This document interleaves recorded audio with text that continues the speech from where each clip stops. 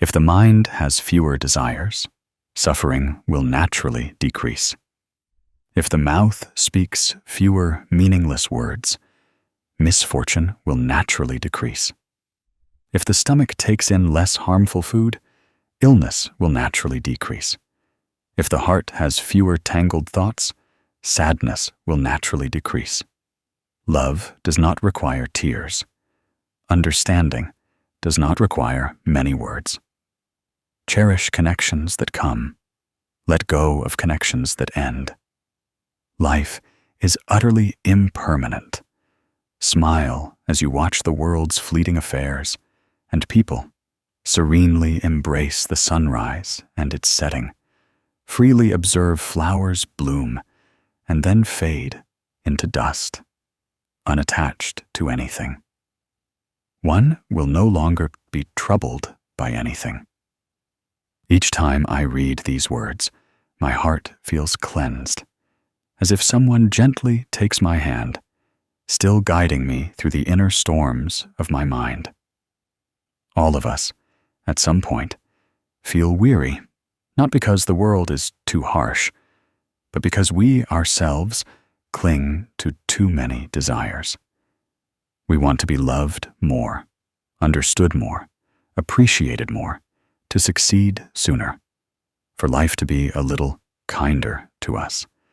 But the more we wish, grasp, and hold on, the more constricted our hearts feel. Inspired Buddhist teachings. Channel. Remember, the Buddha once taught that greed gives rise to anger, and greed gives rise to delusion. A desiring mind is like a bottomless bag. No matter how much you put in, it never feels full. We mistakenly believe that if we had this or that, we would suffer less. Yet, the more we have, the more restless we become. Have you ever asked yourself if what causes you pain isn't the world out there, but rather the demands you're tightly holding on to? Many people live a life just chasing unnamed desires. They place expectations on others, believing those people must understand them, love them, sacrifice for them. They put pressure on themselves, believing they must always be strong, always capable, always shining. Then, when life doesn't go as planned, their hearts are filled with blame and sorrow. Suffering often comes not from events, but from our desire for everything to go our way. You know, in that vortex, we often forget a simple truth. We weren't born into nobility, so we must rely on our own efforts. Life won't become easier just because we wish for it. But if we reduce our desires, our inner world will open up more. Because when we understand that we are just ordinary human beings, not made of steel or diamonds, we will allow ourselves to be weak, to make mistakes, to rest. In moments of confusion, who isn't afraid? In moments of heartache, who doesn't want to cry? But it's in those fragile moments that we learn to love ourselves. When we know how to cherish ourselves, others can then cherish us. When we know how to love ourselves, we can then love others. There is a truth in life that the more we mature, the more deeply we understand. Those who understand us don't need explanations. For those who don't understand, explanations are useless. Life is not always as gentle as a mother's embrace. It is like a strict teacher, always leading us through tough lessons. If we are not strong, we cannot stand firm. If we are not persistent, we cannot achieve. The most important things are to learn to return to our inner selves, listen to the desires that cause us suffering, and then gently release them. The fewer desires the mind has, the less suffering clings to it. When we stop trying to control everything, life unexpectedly becomes easier to breathe. To begin today's journey, the Inspired Buddhist Teachings channel wants to ask you a simple question that you might have long forgotten. Are you truly tired of life, or of the desires you're placing on your own shoulders? When you can answer that question, you will see that the door to peace has already opened. There is a verse in the Connected Discourses that the Inspired Buddhist Teachings channel feels like a cool breeze touching the heart every time it's read. The Buddha taught that desires bring little joy, but much suffering and much distress. From the very beginning of his Dharma propagation, he pointed directly to the root cause of human beings' cycle through the ocean of suffering. What makes us weary is not that life is too harsh, but that our mind constantly wants, constantly demands, constantly wishes for everything to go exactly our way. We wish for someone to love us more, wish for life to be gentler, wish for our home to be more orderly, wish for others to understand us more. We wish to the point of exhaustion, but cannot stop. Have you noticed that in modern life, everyone says they're tired and stressed, but when asked for the reason, each person tells completely different stories? Yet, when you gather them all, it turns out the root is the same: desire. People who desire to be loved feel lonely. People who desire to get rich quickly feel deprived. People who desire praise feel insecure. People who desire perfection feel disappointed. The more we want, the more we feel lacking. The more we grasp, the more we fear losing. The more we hold on, the more restless we become, ultimately leaving only a heart that is never at peace. In Buddhism, desire is not inherently bad. No one lives needing absolutely nothing. But excessive desire becomes shackles, binding one's own mind. The Buddha once taught that all human suffering arises when greed arises. When greed is not fulfilled, anger flares up. When anger arises and cannot be resolved, delusion obscures the way. This cycle repeats, and human beings drift in vexation like a small boat lost in a vast ocean. A desiring mind is like a bottomless bag. No matter how much you put in, it falls right through and never gets full. When one task is done, another is desired. When one thing is acquired, several more arise. The more we cram in, the emptier we feel. The more we chase, the more breathless we become. Once, the Inspired Buddhist Teachings channel heard a story about a poor mason living in a bustling city. He wasn't exceptionally intelligent, but he was diligent and hard-working. Throughout his years in the trade, he always said his life was difficult because it wasn't enough. When he first earned 10 million VND, he wished he had 20 million that month so his family would struggle less. When he reached 20 million, he wanted to replace his old, clunky motorcycle. When he got a new motorcycle, he wished for money to repair his dilapidated house. And when the house was repaired, he wanted to replace his phone because he saw everyone else using fancy phones. In the end, desires kept Noi Tiep, following one another, forming a long chain with no end. His wife was often sad because she saw her husband rarely smiling. His children were also reluctant to talk to their father because whenever they met, they heard him complain about lacking money or being tired. The father thought he was struggling for his family, but in reality, it was the pressure of his bottomless desire that made him irritable with the whole world. Once, his mother, a gentle woman with almost entirely white hair, gently told him, You're like someone putting heavy stones into a bottomless bag. You think you're bringing things home, but you're only weighing yourself down.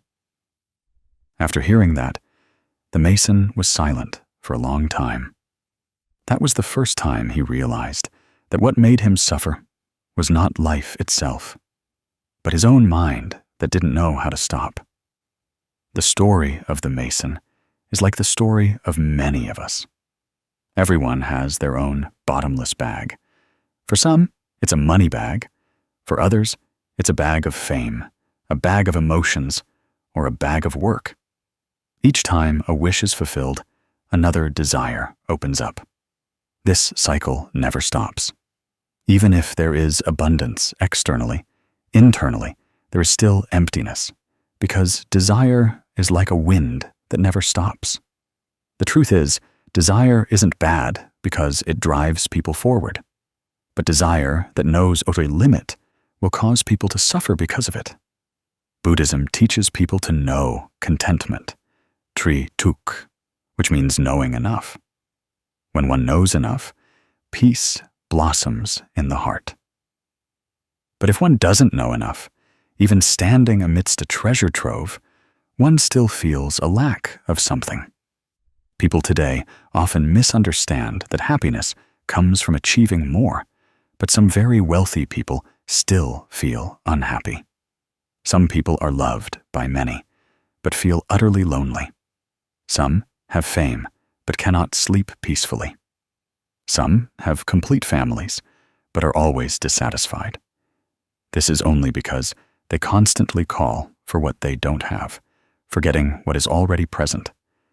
The person who can see the value of the present moment has a mind like a calm lake. The person who only looks at what is lacking has a mind like a turbulent sea on a rainy day. In the Agamas, the Buddha once said that a person who knows contentment, even lying on the ground, is at peace. A person who does not know contentment, even in heavenly abodes, is still not satisfied. That statement is not an exaggeration, but a truth for all ages. When the mind knows enough, the present becomes a refuge. When the mind does not know enough, the present becomes a burden. Try to look back at the days you felt tired. Was it because you wanted something you couldn't have? Did you place too high expectations on others, on work, on circumstances? Did you wish for life to go your way, for you to be happy? All of these are excessive desires. Every person is born with a myriad of aspirations. The Buddha never told us to abandon all dreams, but only taught us to clearly know the limits of our greed. A person who clearly knows what they want, what they need, and what should stop will pass through life as lightly as a bird flying over a mountain peak. A person who chases after wealth and desires without end carries an invisible burden on their shoulders, leaving body and mind exhausted. At times, each of us has been trapped in an invisible coil created by our own aspirations. It has no bars, so no one sees it, but it holds us captive indefinitely. The desiring mind does not only appear in money or material things, but also in relationships. A person in love who expects their partner to love them the right way will feel disappointed every day. A person who works and expects others to acknowledge them will feel hurt every time they are not praised. A filial person who expects their parents to always understand them will feel sad when conflicts arise. The desiring mind makes people lose their inner freedom. In the Dhammapada, the Buddha taught that there is no fire like the fire of greed, and no river like the river of desire. Even the greatest river overflows at times, but the human heart's desire never fills up. Therefore, whoever realizes this early is light. Whoever realizes it late will find life like a car, racing from one downhill slope to another without ever stopping to rest. The Inspired Buddhist Teachings channel wants you to try a very small exercise. Every night before sleeping, sit quietly for 3 minutes. Place your hands lightly on your chest. Inhale slowly. Feel the breath entering. Then exhale gently. In those 3 minutes, ask yourself a simple question. What did I most desire today? Did I want others to love me more? Or did I want to earn more money? Did I wish for life to be easier or for my heart to be less tired? When you can look at what you desired most, you will see the root of your restlessness there. Then, gently exhale and whisper to your heart, "Today, I allow myself to lighten up a little." Many people say that knowing enough is the hardest thing, but actually, it's not difficult if you know how to return to reality. When you see your parents still healthy, you naturally feel enough. When you see a simple meal, but your whole family is gathered together, you naturally feel warmth. When you see that you still have your legs to walk out the door, you naturally feel grateful. Happiness is inherently present, but too much desire clouds our eyes, making us no longer see it.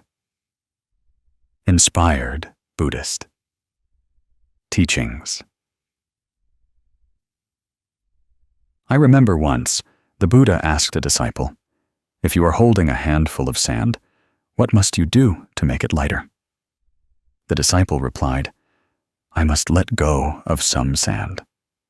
The Buddha smiled and taught, "Your mind is the same. If it is too constricted, you must let go of some desires. When the mind is light, the steps are light. When the steps are light, you will see how beautiful life is. A person who holds on to too many expectations is like someone carrying a heavy sack, believing they must carry it to reach their desired destination. But in reality, the more you carry, the less far you can go. The desiring mind creates the illusion that you must achieve what you want to be at peace. But try to remember, has there ever been a time when you got what you wanted, yet your heart still didn't feel enough? At that moment, did you realize that everything external cannot fill the void within? Only understanding and mindfulness can do that. When you correctly understand desire, you will know that it is like water. If kept at a sufficient level, water irrigates the fields. If it overflows, water washes everything away. I once met a friend who was always chasing fame. He believed that a high position would make him feel more valuable. At times, he was promoted, but he wasn't happy. He feared others would take his position. He rose higher, but ultimately felt he lost himself. One day, he was drinking tea and recounted that the higher he climbed, the more he wanted. But the more he wanted, the more tired he became. The Inspired Buddhist Teachings channel told him that wanting fame is not wrong, but wanting too much will make fame control you. When you cannot control your desires, you become its slave. The Buddha once said that a human body is hard to obtain, the Dharma is hard to hear, and good spiritual friends are hard to meet. But harder than all is to understand how one's own mind operates. You can face others, but you cannot face your own heart. When the mind is not honest with itself, it is difficult to see which desires are controlling it. Some people want to be loved, some want to be respected, some want to surpass others, some want to overcome fear. Each desire has deep roots. If not seen, it cannot be healed. In daily life, to live more lightly, practice 3 things. First, Recognize desire. Whenever you want something, ask if it is truly necessary. Second, reduce expectations. The higher the expectation, the greater the disappointment. When expectations are placed correctly, the heart is light. Finally, be grateful for the present. When you are grateful for what you have, your mind naturally returns to a state of contentment. And when the mind is content, desire no longer has the power to bind you. This shows that everyone has desires. But only when you understand desire will you understand the root of all suffering. You don't need to become someone who desires nothing. You just need to become someone who is not controlled by desire. When the mind has fewer desires, suffering naturally dissolves. When the mind knows enough, peace naturally blossoms. When the mind is at peace, even if life is challenging, it won't make you fall. There is a saying in the Anguttara Nikaya that I love very much. The Buddha taught that knowing enough is the greatest wealth. A person who knows enough, even lying on the ground, is still at peace. A person who does not know enough, even in the heavenly abodes, is still dissatisfied. This saying seems simple, but if we reflect on it in today's life, we will realize a profound truth. Most of the suffering we carry in our hearts arises from excessive desire. When the mind constantly chases after what it doesn't have, no matter how abundant our lives become, we still feel a lack. Conversely, when we know how to stop ourselves and tell ourselves, "This is enough," life becomes as light as a leaf floating on a stream. In Buddhism, desire is not inherently bad. Desire is a natural state of the mind, wanting to move towards what is good. But when desire exceeds its limits, when we treat it as an absolute necessity that life must fulfill, when we do not accept things that go against that desire, then it turns into a burden.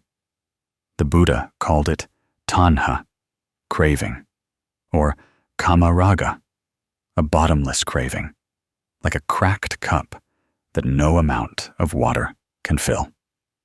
People often suffer because they think they don't have this or haven't achieved that. But the truth is, they suffer not because of lack, but because the mind doesn't know how to stop. If we look closely at human psychology, we will see a very strong connection. A person with many desires is easily disappointed. A disappointed person easily gives rise to anger and resentment. And a person who carries anger and resentment in their heart will surely suffer. When desires decrease, disappointment also decreases. When disappointment decreases, anger and resentment subside. When anger and resentment diminish, suffering naturally vanishes. It's like a glass of muddy water. If you stop stirring it, the sediment will naturally settle. As for the human heart, let it be still. Don't demand too much, and peace will naturally appear in the deepest part of the mind. People today often live like those searching for water in a desert. Everyone thinks, just a little more will be enough. A little more success, a little more possession, a little more praise, a little more recognition, a little more complete affection, a little more wealth. But then, when they achieve what they want, new desires arise. It's like an inner hunger that external material things cannot satisfy. What makes us tired is not life, but the bottomless bag of craving within us. One person can eat a simple meal, but have a peaceful heart. Another eats luxurious delicacies, but their heart is still tangled like a ball of yarn. It's not the food that determines whether it's good or bad, but the state of mind when we raise our chopsticks. The Inspired Buddhist Teachings channel wants to tell you a very ordinary story that I encountered, yet it holds a great lesson about happiness and desire. It's the story of a rural woman who lived by a small river. Her husband passed away early, and she raised her 2 children alone. Her house was poor. The poverty could be seen right from the dirt yard, from the rotting tin roof, from her worn-out sandals. The 3 of them usually had only 2 dishes for dinner every day: a plate of boiled vegetables and a small dried fish. Some days, when the rain was persistent, she couldn't dry the fish, and the meal consisted only of a bowl of salted sesame. Yet, strangely, I never heard her complain once. Every evening when cooking, she would smile gently and tell her 2 children, "This is enough, as long as you eat well." She said it in a soft tone, not to comfort, but as a truthful statement from a heart that knew contentment. Conversely, her neighbor's house was much wealthier. They had a new motorcycle, a refrigerator full of food, and countless conveniences that she wouldn't even dare to dream of. Yet, almost every day, I heard sighs drifting over the wall, sometimes complaining that there wasn't enough money, sometimes criticizing the meal for not being to their taste, sometimes sad because others were a little better off than them. I observed this contrast for many years and realized one very clear thing. It's not the poor who suffer, but those with many desires who suffer. That poor woman didn't have many material possessions, but her mind was as serene as clear well water. Her neighbor, though well off, was always like someone chasing their own shadow. From then on, the Inspired Buddhist Teachings channel understood a truth. Happiness lies not in what we have, but in our ability to appreciate and be content with what is in hand. A person who knows enough finds even plain rice delicious. A person who doesn't know enough feels a lack even with a mountain of gold. Just reduce the hunger of the mind, and we immediately realize that life has already given us too many precious things. In the Dhammapada, the Buddha taught that conquering 1,000 armies is not equal to conquering oneself. Self-conquest is the most glorious victory. Desire is the battlefield within each person. No one sees it, but it determines peace or vexation.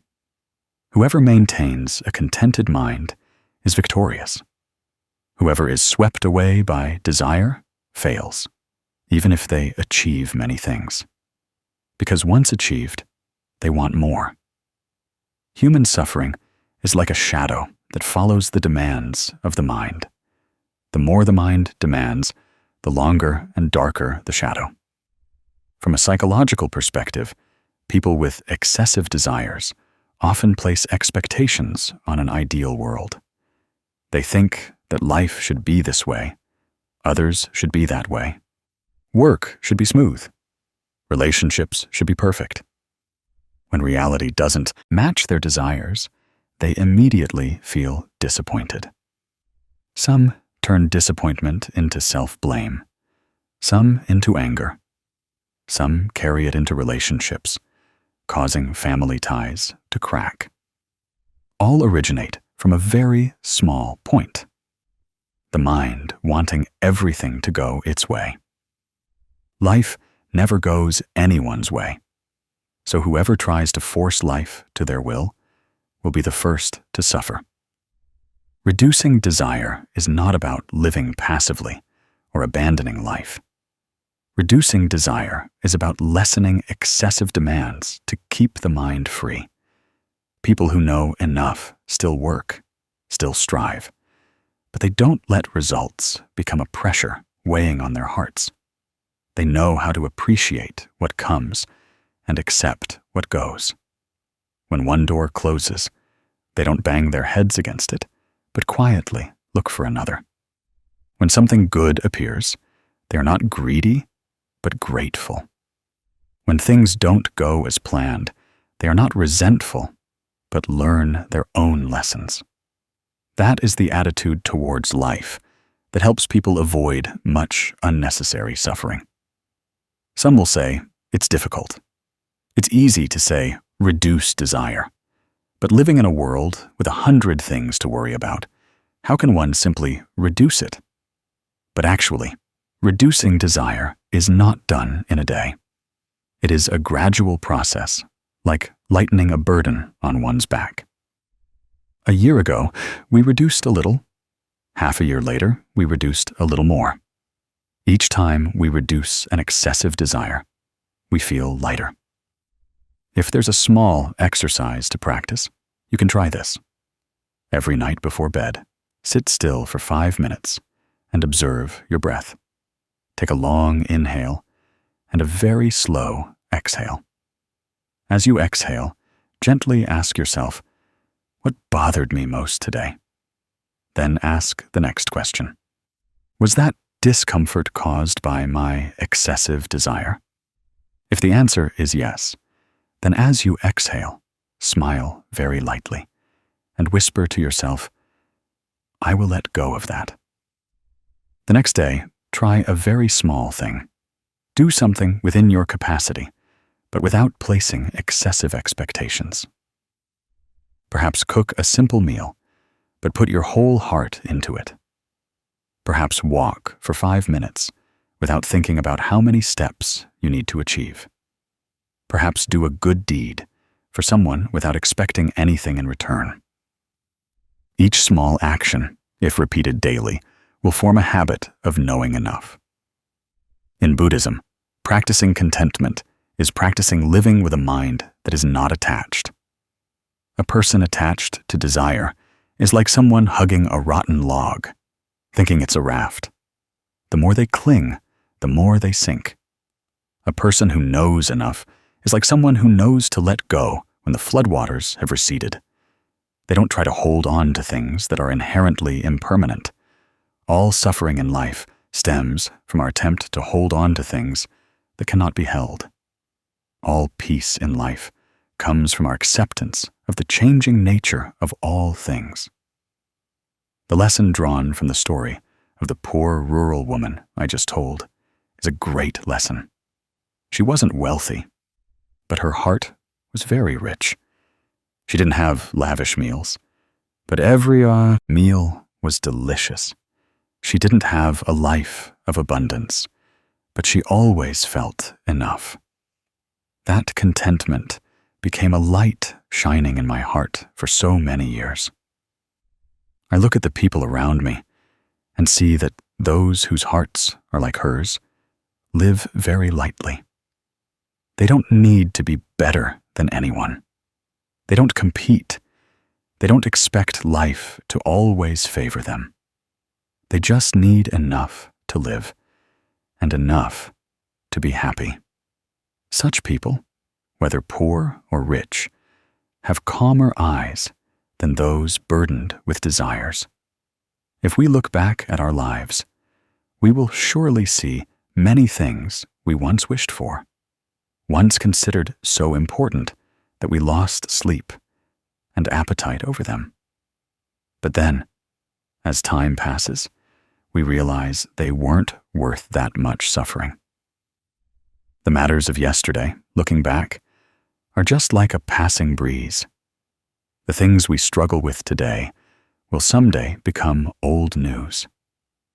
So why must we cling so tightly to desires that weigh down our hearts? Live lighter, breathe deeper, walk slower. Be grateful for the very small things.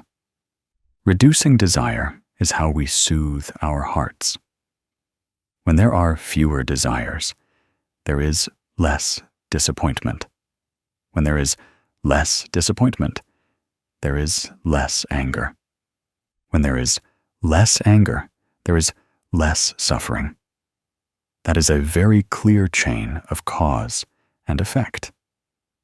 A person who knows how to stop at the right time will maintain a peaceful heart, like a lake without ripples. Happiness does not come from how much more we have, but from how much the mind reduces its demands. When the mind is less hungry, we can truly taste the sweetness of present life. If one day you feel heavy-hearted, try to remember the words of the rural woman in the story. That's enough. If you children eat well, I am happy. A very simple sentence, but it contains great wisdom. When someone knows how to be content with the smallest things, they can keep smiling in any circumstance. But if someone always feels a lack, even standing amidst a treasure trove, they will still be restless. I hope you can also say a similar sentence to yourself in weary moments. This is enough. Just say that sentence with sincerity, and you will feel your mind lighten by a degree. When the mind is light, life follows suit. Reducing desire is not about living less, but about living more deeply, living more fully in every moment you have. You will realize that sometimes just a simple meal filled with love is enough to make us happier than luxurious dishes. Sometimes just a cool evening breeze is enough to feel peaceful. Sometimes just having someone listen to you for a few minutes is enough to feel that this life is still very warm. When you know enough, you will find yourself much richer than many people. You don't need to compete. You don't worry about losing things that aren't truly important. You don't fear failure because you don't place heavy expectations. You don't resent because you don't try to force others to your will. And from that, you become free. People are truly free only when they know how to let go, not when they acquire more. I wish you to look at life with gentler eyes every day. I wish you to find happiness in the very small things. I wish you to always remember that reducing desire is opening the door to peace. And when peace comes, you will see suffering vanish like morning mist in the sunlight. The ancients said, in life, the tighter you hold something, the more it hurts your hand. But if you let go at the right time, your heart will be at ease. A seemingly simple saying, yet it contains an entire philosophy of impermanence and a lesson for living that many people spend their whole lives trying to fully grasp. Buddhism also teaches that all suffering arises from attachment, and attachment is simply the refusal to let go. What weighs us down is not the events that happen, but how we hold on to them in our hearts. That's why some people can be troubled for days by just a single word. Some people can be plunged into torment for a whole year by just a small failure. People suffer not because life is too harsh, but because our hearts refuse to put down the burden when they are weary. If you pay attention, you will see that most of what makes us suffer is related to the two words, not letting go.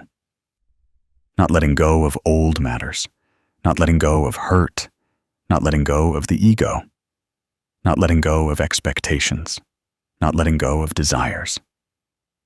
How many people say they have tried, practiced, wanted to lighten their hearts, but then their minds remain heavy, like someone carrying a bag full of stones on their back? Many people think letting go is very difficult, that letting go is just a comfort for those not strong enough to fight. But in reality, letting go is not about abandoning everything in life, but about letting go of the mind that clings to what is no longer necessary. Letting go is a way to save oneself, a form of wisdom, and the result of a deep understanding of impermanence. In Buddhist teachings, to let go, one must clearly see the nature of suffering. Suffering is resistance to reality. When we don't accept what is happening and want it to be different, the mind begins to generate vexation. A person who is betrayed suffers because they wanted the other person to never change. A person who fails at work suffers because they wanted everything to go as smoothly as they imagined. A person in a family dispute suffers because they wanted the other person to understand them immediately. All suffering arises from expectations and excessive clinging. Therefore, to reduce suffering, letting go is the most necessary remedy. Modern life makes many people think that letting go is weakness. But actually, letting go is the strength of a wise person. Someone who walks away from a door is not doing so because they are afraid to face what is behind it, but because they realize there is no need to carry any more burdens. Letting go doesn't make life lack anything. It only helps us become lighter. Many people, when talking about their suffering, say they cannot let go. They say that things with children, with spouses, with family, with work, with the past, all of it is like a huge weight pressing on their hearts, making them breathless every day. But if you ask them if they want to let go, to live more lightly, everyone nods. So why do they still cling? The answer lies in not yet clearly seeing the nature of pain. Until we truly realize we are being burned, we will not drop the hot cup of tea. There's a short story that the Inspired Buddhist Teachings channel wants to retell for you, like a whisper on a quiet afternoon. This story, though simple, contains a great lesson about the mind and life, about what we call letting go, that we often hear, but few truly understand. In those days, in a small tea shop near the foot of the mountain, a man came to see a monk. He entered with a tense expression, his clothes neat, his work seemingly stable, his family not excessively bad, but his eyes were weary, his hands constantly rubbing together, as if something could not be appeased within his heart. He told the monk that he was in crisis. His children didn't listen. He and his wife often argued. Work wasn't going smoothly. And his mind was always tangled like a ball of yarn. Resting brought no peace, and work brought stress. He said he was suffering, but didn't know why. Then he added a familiar phrase that many of us have uttered in moments of deadlock. "Venerable Master, I know I need to let go, but I just can't." The monk only smiled, not scolding, not lecturing, not immediately offering a moral teaching. He simply calmly poured tea into a cup in front of the man. The hot tea steamed, and the visitor watched the monk pour, but continued to pour out his heart's troubles. When the teacup was full, the monk continued to pour, and the tea began to spill over, flowing onto the man's hand. At first, it was only slightly warm. Then it became scalding hot. Burned, the man immediately dropped the teacup and jumped up in surprise. He exclaimed, "Why did you do that?" The monk slowly looked at him and asked in return, "Do you see? When the pain is enough, you don't need anyone to teach you. You let go on your own. So why do you cling so tightly to the suffering in your heart?" The man fell silent. The monk continued, "In life, there is truly nothing that cannot be let go of. It's just that you haven't felt enough pain, or you haven't clearly seen that pain." Those words were like a sharp needle gently pricking the deepest part of the man's heart. For so many years, he had told himself that he couldn't let go. But in reality, he just hadn't realized that clinging to things that hurt him was precisely the cause of his suffering. What he needed to let go of was not responsibility, not his family, not his work. What he needed to let go of was his attachment, his ego, the unreasonable expectations he had placed on his own shoulders. Letting go does not mean abandoning everything. Letting go is looking deeply into reality to see that there are things we cannot control. There are connections that have ended. There are things we need to accept for our mind to be more peaceful. Letting go is a journey from seeing, recognizing, accepting, to releasing. A person who doesn't know how to let go is like someone holding a pot of hot coals, still trying to endure it because they think letting go is failure.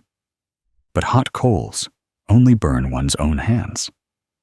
In Buddhist scriptures, there is a saying that letting go is not a loss, but a harvest. When we put down a heavy burden, we gain more space to contain peace. How can a person clinging to old things make room for new and fresher things to enter?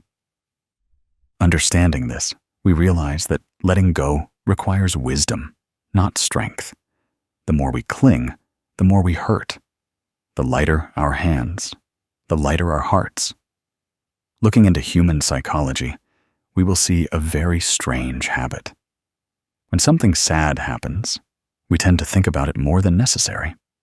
When something doesn't go our way, we replay it in our heads like an old movie. This very habit makes the pain grow into a solid form. Then it becomes something we think we can no longer let go of. The mind is like a room. If we bring trash into it every day, sooner or later, that room will be filled with gloom. Letting go is cleaning up the trash for the mind, giving the mind a chance to breathe. Some ask why. If they know letting go is good, they still can't do it. It's because they haven't experienced the moment when the pain reaches the limit of endurance. When the pain is strong enough, people will naturally let go. When we clearly see the nature of suffering, we will no longer try to cling to it. Just like the man in the tea shop, he only let go when his hand was burned. We are the same. Only when we realize that we are hurting ourselves do we have enough courage to let go. In the Four Noble Truths, the Buddha taught that the cause of suffering is tanha, craving, and upadana, clinging. Tanha means desire. Upadana means grasping tightly. These two factors combine to form all the roots of suffering. When desire is not fulfilled, we suffer. When we cling tightly to what is inherently impermanent, we suffer. To end suffering, we must eradicate tanha and upadana. And eradicating these two things is letting go. Let go of expectations. Let go of resentment. Let go of comparison. Let go of things that cannot be changed. Letting go is not giving up, but accepting reality. To make it easier to understand, you can imagine your mind as a stream of water. When the stream is calm, the surface is clear and can reflect the sky. But when we throw too many stones into it, the water becomes muddy. Those stones are the disturbances in the mind, the clinging, the desires, the fears, the worries that we refuse to let go of. If you want the water to become clear again, there is only one way. Let those stones lie still at the bottom and slowly sink. The clarity of the mind never comes from stirring, but from letting go in silence. When retelling the story of the hot teacup, many people will realize they were once that man. Perhaps not sitting in a tea shop at the foot of a mountain, but sitting in their own life. Perhaps not literally burned, but burned from within by words, expectations, failures, and pains that have lasted for years. We endure instead of letting go, thinking that holding on is responsibility. Holding on is love. But if love makes your heart bleed, and responsibility makes your mind shatter, then that is no longer true love, but misguided love. No longer true responsibility, but blind responsibility. In the Diamond Sutra, there's a famous saying, "Let your mind not dwell anywhere." Dwell means to cling. When the mind no longer clings to impermanent things, it naturally becomes light. That is also letting go. When first hearing this, many people think it is difficult to do.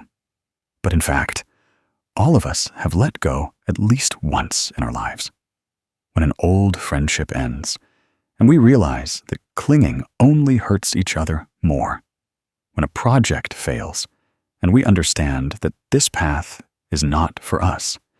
When a relationship has run its course, and we choose to offer blessings instead of resentment. All these moments are letting go. Letting go doesn't have to be a grand action. Sometimes letting go is just taking a deep breath in and a long breath out, feeling that you are living in this moment. When you breathe in, clearly see that anger is present. When you breathe out, clearly see that anger is dissolving. Just a series of gentle breaths like that is already letting go. Now, if you want to practice letting go in a simple way that anyone can do right now, try the following small exercise. Sit up straight. Relax your shoulders. Place your hands on your thighs and gently close your eyes. Take a deep breath in through your nose, feeling the air entering your body. Then slowly exhale through your mouth, letting all tension float away with your breath. As you inhale, silently say to yourself, "I am returning to myself." As you exhale, silently say, "I am letting go of what is no longer necessary." Repeat for a few minutes, and you will find your mind as light as a leaf. If you want to go further, you can practice letting go by writing. Choose a blank piece of paper. Write down 3 things that weigh most heavily on your heart right now. Write without judgment, without fear, without hiding. Then, place your hand on the paper and say to yourself, "I accept this truth." When you accept, you can let go. When you let go, you can heal.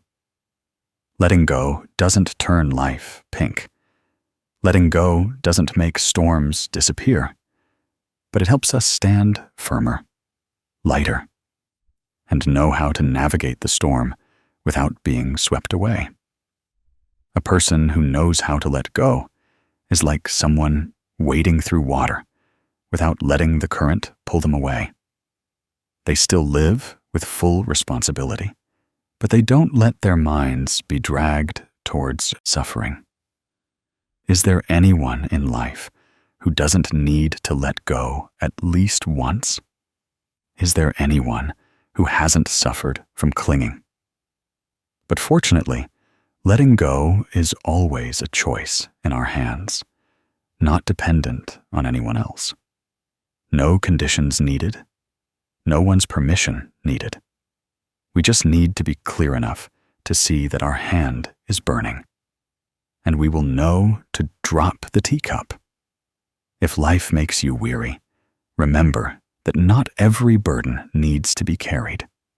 If your heart hurts, remember that not all pain needs to be held onto. If your mind is heavy, remember that nothing is impossible to let go of. It's just that you haven't been gentle enough to be kinder to yourself.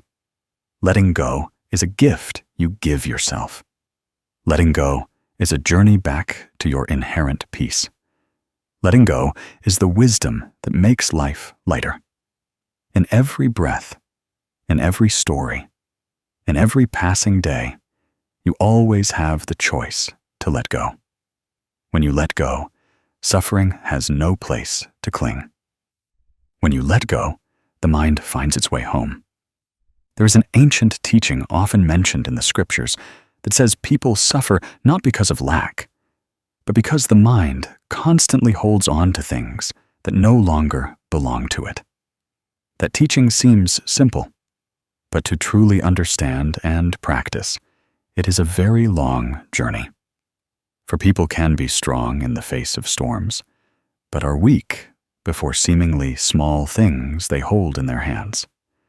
The clinging mind is our inherent nature, and only by looking deep within do we realize that what makes us tired is not external events, but internal stubbornness. When we look at life, we easily see others holding on to things that are old, broken, that have hurt them, yet they cannot let go. Some hold on to a relationship that has grown cold. Some hold on to a memory that has lost its vitality. Some hold on to fame that no longer brings peace. Some cling to a promise that will never come true. They know they should let go, but can't. They know they should walk away, but their feet won't move. They know they should put down a burden, but their heart won't allow it. And this causes them prolonged suffering, difficulty sleeping, difficulty breathing, difficulty living peacefully. Buddhism calls all these emotions by a single word, chap. Attachment or clinging. Clinging to the body, clinging to people, clinging to memories, clinging to fame, clinging to gain, clinging to the ego. The more we cling, the more we suffer. The stronger we cling, the stronger the suffering. And when we cling for too long, the mind locks itself into an invisible cage that we ourselves have built. All teachings in Buddhism aim at a central point, unlocking that cage so the mind can return to its inherent lightness. To be light, one must know how to let go. But why is it hard for people to let go? Why doesn't the hand gripping something that hurts it open up? Why does a weary heart still want to hold on to something that causes it pain? The answer is not simple, because it lies in many layers of psychology, many habits, many fears, and many unnamed desires. To understand why we cannot let go, first we must dare to look deep within ourselves.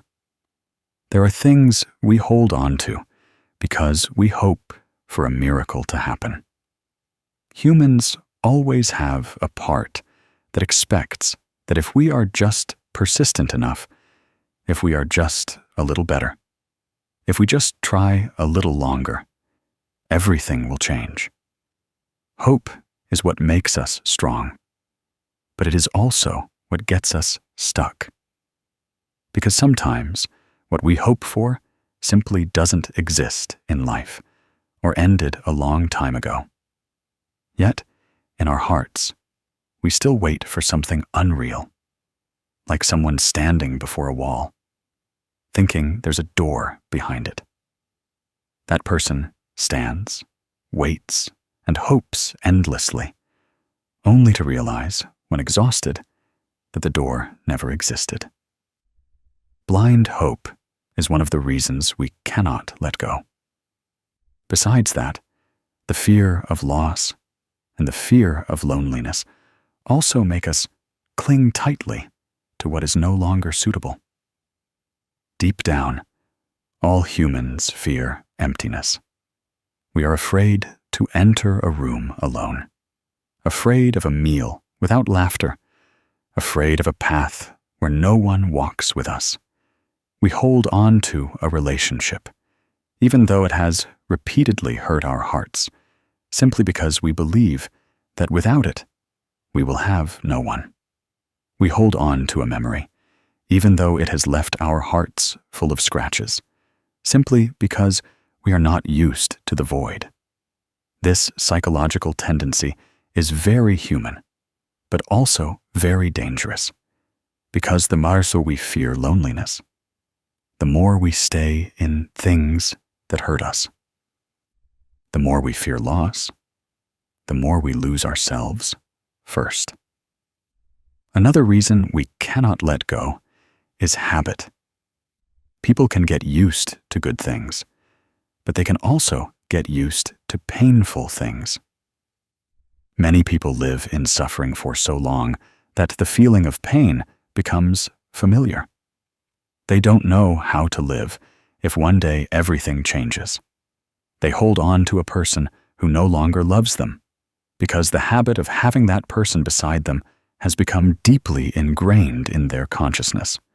They keep a job that exhausts them because they are used to the old rhythm of life, even though they know change would be better. Habit is a soft shackle, not tight, but enough to hold people back. Some also cannot let go because they have attached themselves to what they are holding on to. They think that if they lose that person, they will have no value. They think that if they leave that job, they will have nothing to be proud of. They think that letting go of a memory is losing a part of their life. The mind attaches itself to people, objects, and events, making us believe that they are a part of ourselves. Therefore, when we let go, we feel as if we are losing ourselves. But in reality, what we fear losing is not that person or thing, but the ego that relies on it. Finally, there are things we hold on to because we hope to be compensated. In every heart, there are some deficiencies. Perhaps a lack of love from childhood, a lack of recognition, a lack of security, a lack of feeling worthy of love when we meet someone or something that makes us feel a little bit filled. We cling tightly, hoping it will compensate for all the deficiencies in our soul. But then, when that thing is lost, we cling to it like a drowning person clinging to a broken branch. Not because the branch is still good, but because we are too afraid of the feeling of emptiness in our hearts. These layers of psychology intertwine, making it harder to let go than we imagine. We keep thinking that we are holding something in our hand, but in reality, that very thing is gripping our heart tightly. The more the mind clings, the deeper the pain. The more it holds on, the slower the steps. The more it grasps, the heavier the breath. If you want to understand why it's hard to let go, look at each of these emotional layers. Only by correctly naming the fear can we make that fear gradually dissolve. To help you feel this more clearly, the Inspired Buddhist Teachings channel wants to tell a short story. A story that I believe you will find yourself in somewhere. It's the story of a young woman who held on to a torn shirt for a very long time. Not because the shirt was still valuable, but because her heart didn't dare to face the truth. The day her ex-boyfriend left, he left her an old, worn-out shirt. The shirt was nothing special, but to her, it was a memory of a beautiful youth. She kept it in her closet like a treasure. Although over time, the shirt became tattered and torn, no longer holding its original shape. Her friends often advised her to throw it away because there was no point in keeping it. But she always shook her head, always telling herself that as long as she kept that shirt, maybe he would come back. She hoped for something unreal, but believed in it more than she believed in herself. Every evening, she hugged the shirt to ease her feeling of loneliness. She was used to having it by her side, so used to it that if she didn't touch the shirt one night, she felt like she had lost something great. She attached her self-worth to an old memory, thinking it was the only proof that she had once been loved, that she had once mattered to someone.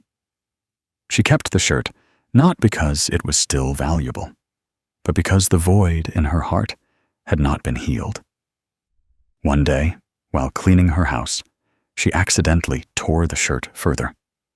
The rotting fabric almost disintegrated in her hands, and for the first time, she looked directly at it. She whispered a quiet but painful question to herself. Am I holding on to this shirt? Or am I holding on to an illusion? That question silenced her for a long time. She realized that the shirt had been gone for a long time, but only she had refused to admit it.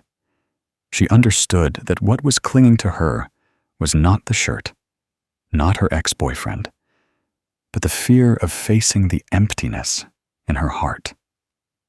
The moment her heart became clear enough, she gently dropped the shirt. It fell to the floor without a sound. But in her heart, a great wave had just passed.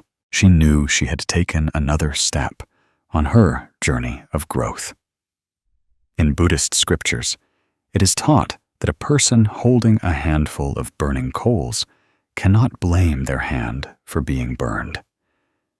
It's not the hot coals that hurt us, but our refusal to let go. That teaching remains true to this day. We suffer because of the things we grasp, not because of the inherent nature of the events. The Buddha once said, "All things in life are impermanent. They come and go according to conditions. What has conditions stays. What runs out of conditions leaves. Trying to hold on to something whose conditions have ended is like trying to hold wind in your palm. The more you grasp, the more the wind slips away, and the more tired your hand becomes." If right now you are holding on to something that weighs heavily on your heart, try a small exercise. Sit down in a quiet place, close your eyes, and place your hand on your chest. Inhale very slowly, very deeply, to feel your breath touching the old sadness. As you exhale, allow your mind to soften a little, and ask yourself a simple but honest question. Does what I am holding on to truly belong to me? Or is it just an illusion of the mind? If the answer makes you ache, just allow your heart to hurt. Pain has an incredibly powerful cleansing ability. When you look directly at it, you will see it gradually dissolving before your eyes. And once you have correctly named what you are holding on to, begin a small step in the journey of letting go. Perhaps write down the things that hurt you on paper and then burn it. Perhaps take 3 deep breaths and tell yourself that you deserve peace. Perhaps reorganize your closet and give away clothes you no longer wear to someone who needs them more. These small actions help the mind lighten a great deal. Because letting go is never one grand action in a single moment, but a long process of acknowledging, accepting, and releasing, little by little. The most important thing is to understand that nothing is truly impossible to let go of. It's just that we are not yet clear enough, not yet enlightened enough to realize that we suffer from holding on, not from losing. Letting go is not defeat, but opening the door for ourselves to move forward. Letting go is not weakness, but the courage to face the truth. Letting go is not abandoning someone, but returning everything to its rightful place in the flow of arising conditions.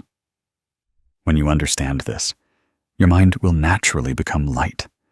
All vexations will be soothed. Life returns to its inherent peace, and you will realize that the emptiness you once feared is actually the space for light to enter. The ancients said that water flows and stones erode. When the human heart knows peace, suffering recedes. Gentle kindness can create a continuous flow for thousands of years.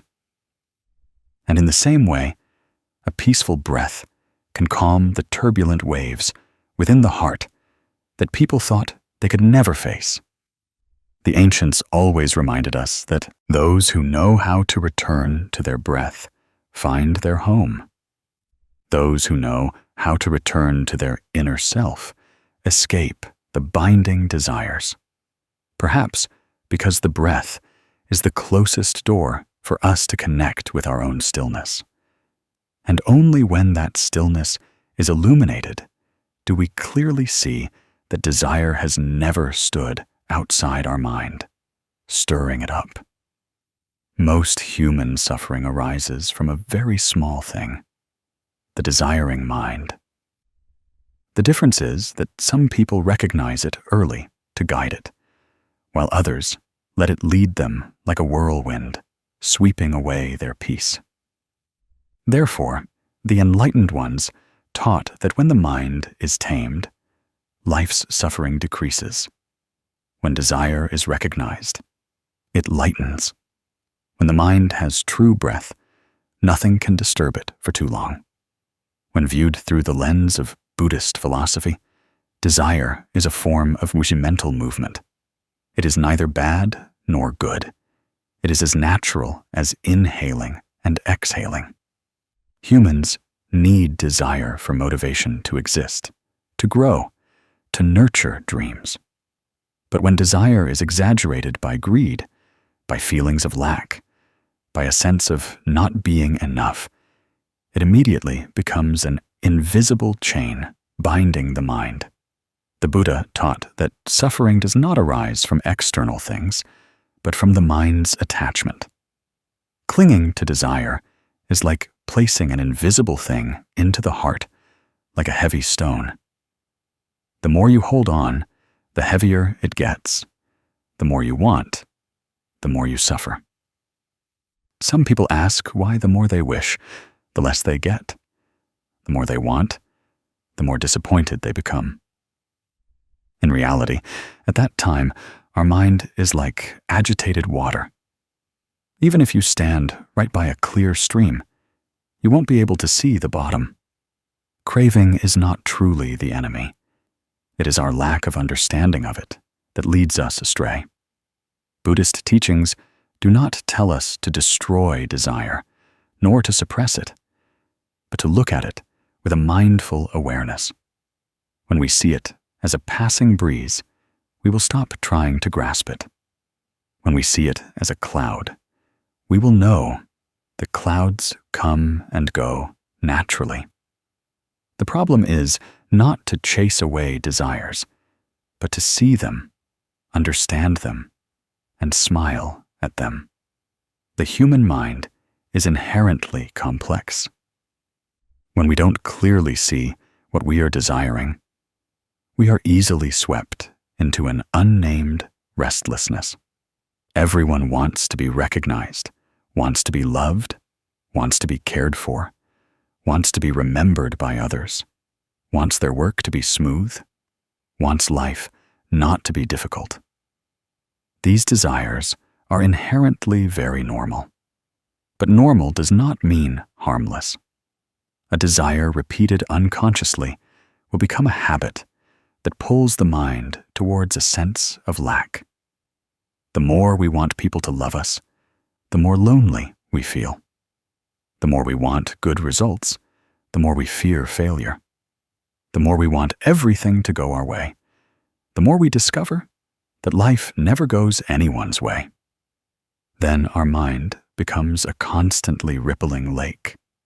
When the mind is like that, even what we have cannot be fully appreciated. What makes people tired is not having too much or too little, but the desire being too great compared to the heart's capacity to bear it.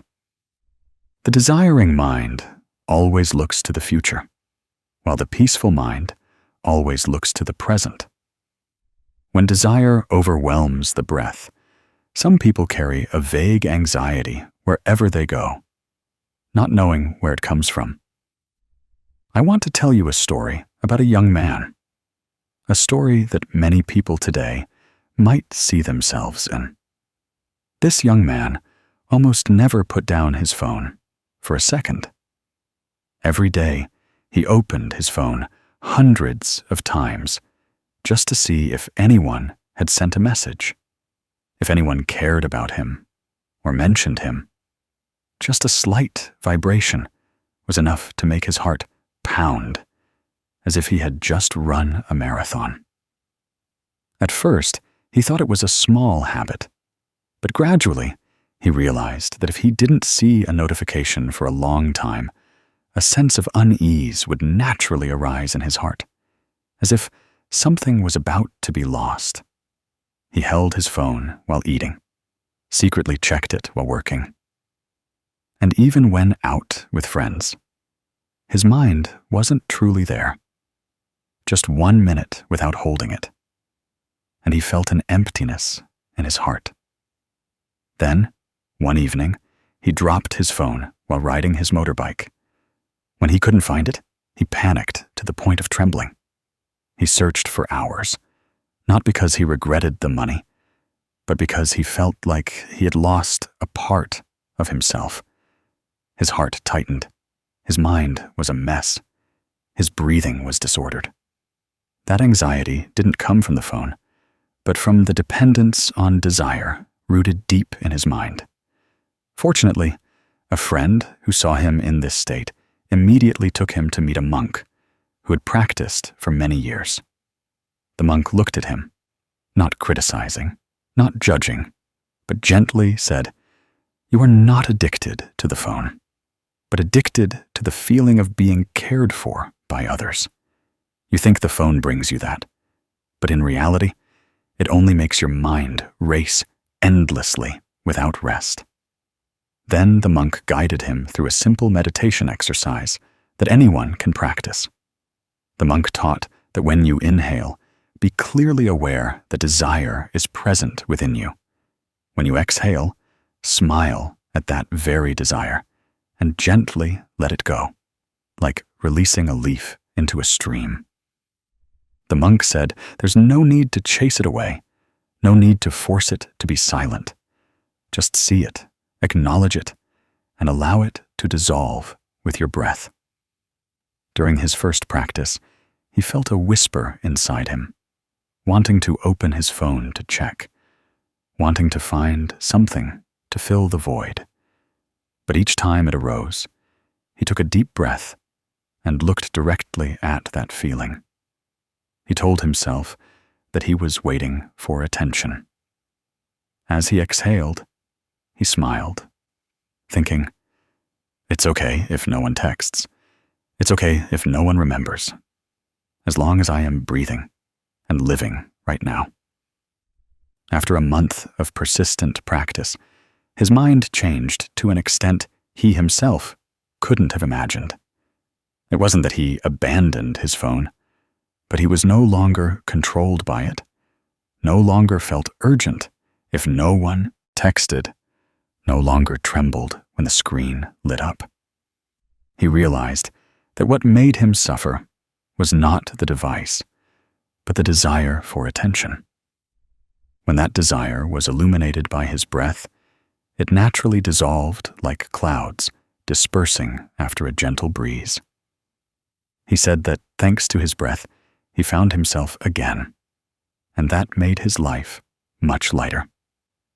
The Buddha taught in the scriptures that the mind is the root of all phenomena. When the mind is pure, the environment is pure. When the mind is agitated, the environment is agitated. A person who wants to practice must first return to their breath, because breath is the bridge connecting body and mind. When we inhale mindfully, we touch the truth of the present moment. When we exhale gently, we allow suffering and desires to flow away with the natural current. The Buddha once said that if one knows how to master the breath, one will master the mind. But if one lets the mind run wild like an untamed horse, one will feel restless even in the most peaceful place. Meditation is not about forcing the mind to be empty, but about seeing the mind as it is. Seeing desires arise and then settle, like seeing a cloud pass across the sky. Not clinging, not chasing away, not blaming it, and not fearing it. When we have that perspective, all desires become light, like a flower petal falling from a branch without a sound. If you want to experience this, I invite you to practice a small exercise today. First, find a quiet space for yourself. It doesn't need to be large, just a place where you can sit without interruption. Sit down in a comfortable posture, back straight, but not stiff, shoulders relaxed. Place your hands lightly on your knees. Close your eyes. Inhale very slowly. And be clearly aware that in that moment, you have a desire.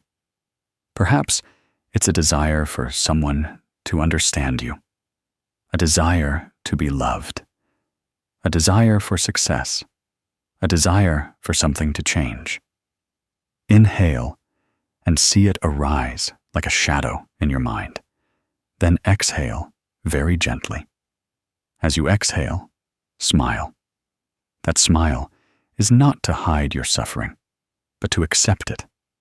Exhale and let go of that desire, like dropping a pebble into a stream. Every breath is a moment you return to yourself. If, during meditation, your mind starts to run towards other desires, don't blame yourself. Just inhale, seeing that you have this desire. Exhale and smile to let it go. Repeating this for just a few minutes is enough for you to feel a change in your heart. The deepest lesson is that meditation does not force us to abandon desire. Meditation does not suppress emotions. Meditation is simply like a small lamp lit in a dark room. When light is present, darkness naturally dissipates. When clear insight appears, desire naturally softens. When mindful breathing is present, the mind becomes like a calm stream, no longer swept away by waves. How light human life would be if each day we learned to see ourselves. Then you will realize that desire is not an enemy, but just a child that needs to be soothed with understanding. When the mind is peaceful, you no longer need too many things to feel enough.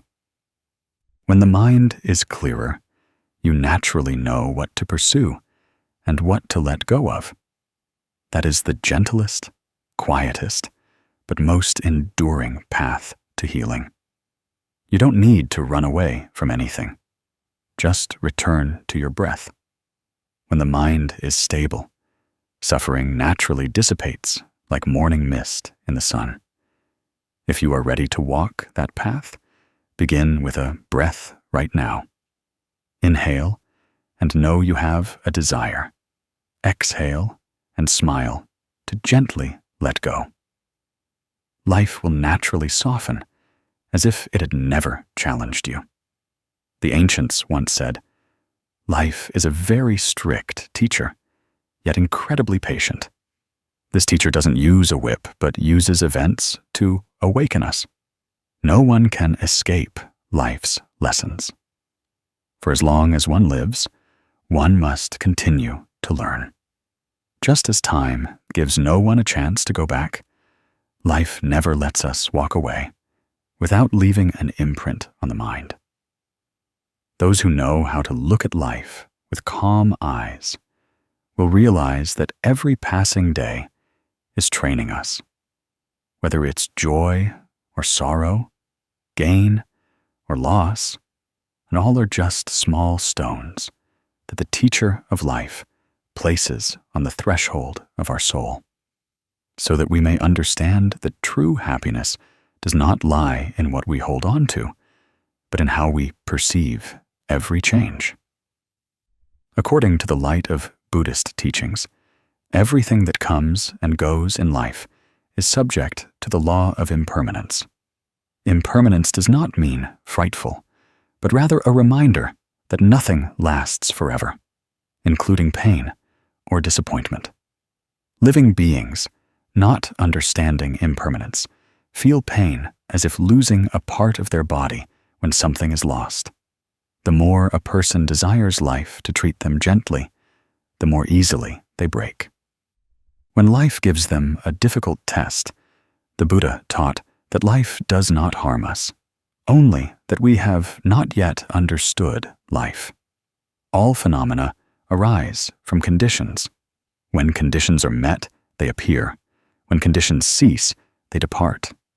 When we know the law of conditions, we understand that loss is not a punishment, but a natural transformation.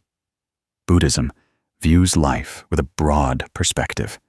Some things leave so our mind can be lighter. Some things stay so we learn to cherish them.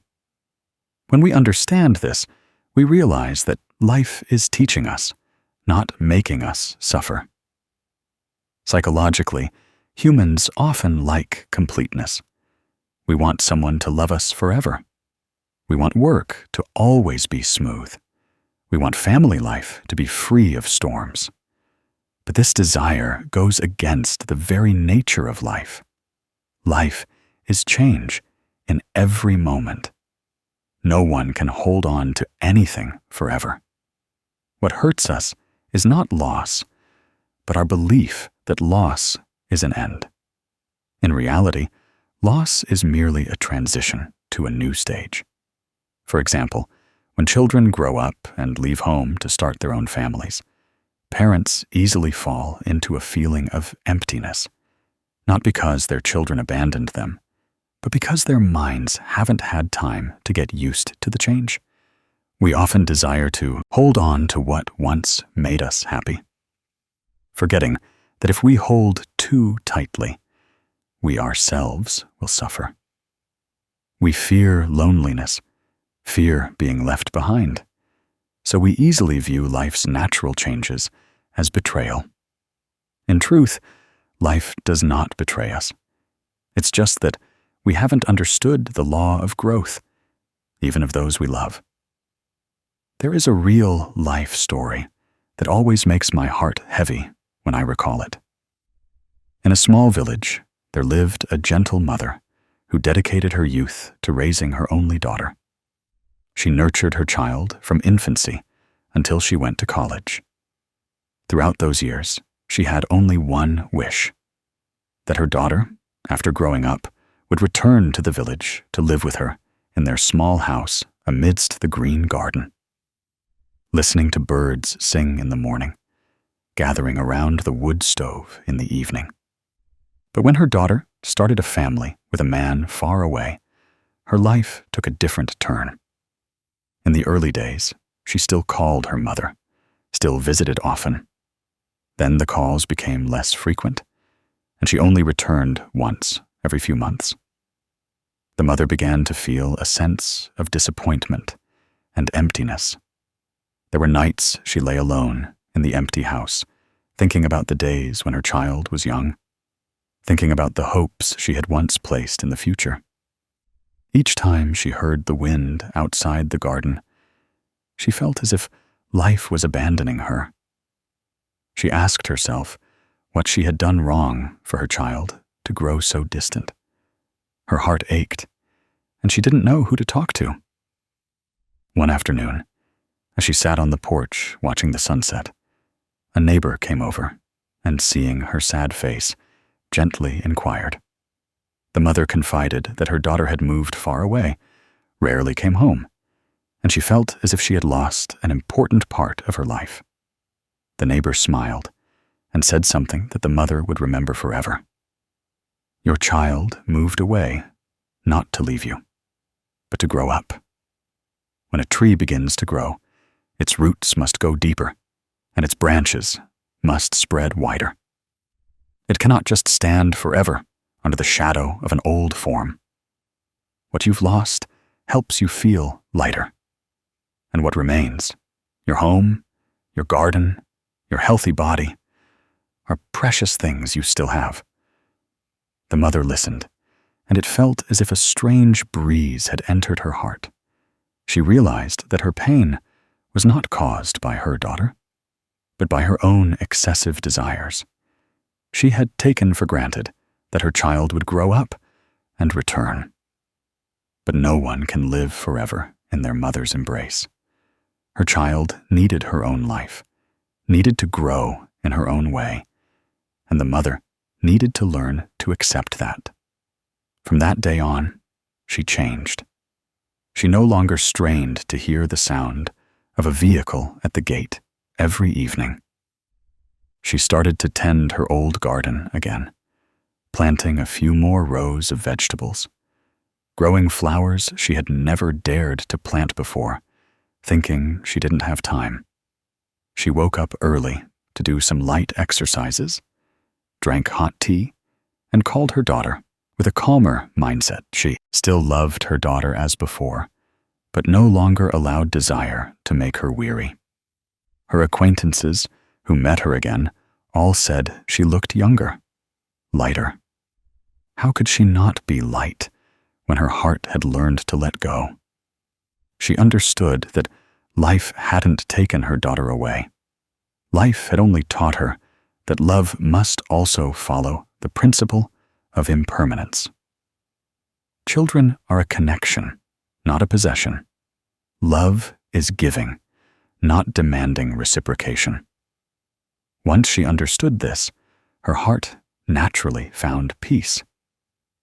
In Buddhist scriptures, the Buddha often reminded us that whoever understands impermanence does not suffer.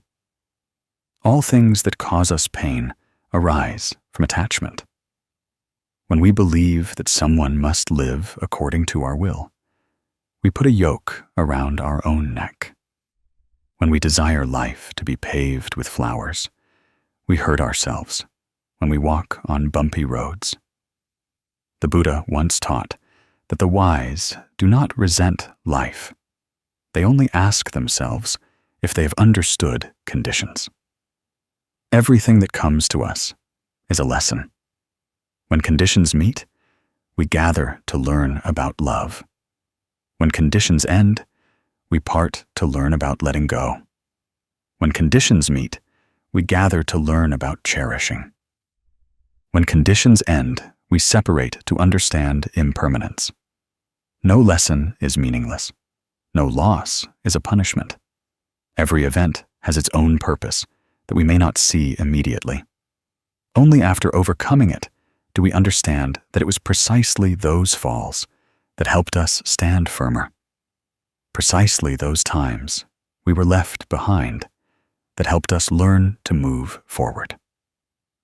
And precisely those seemingly unbearable losses became a support for our minds later on. If you are experiencing sadness due to loss or disappointment, you can try a small practice to soothe your mind. First, sit in a quiet place and place your hand on your chest.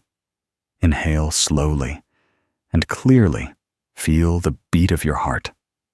That beat shows that you are still alive and still have the opportunity to learn, to love, to heal.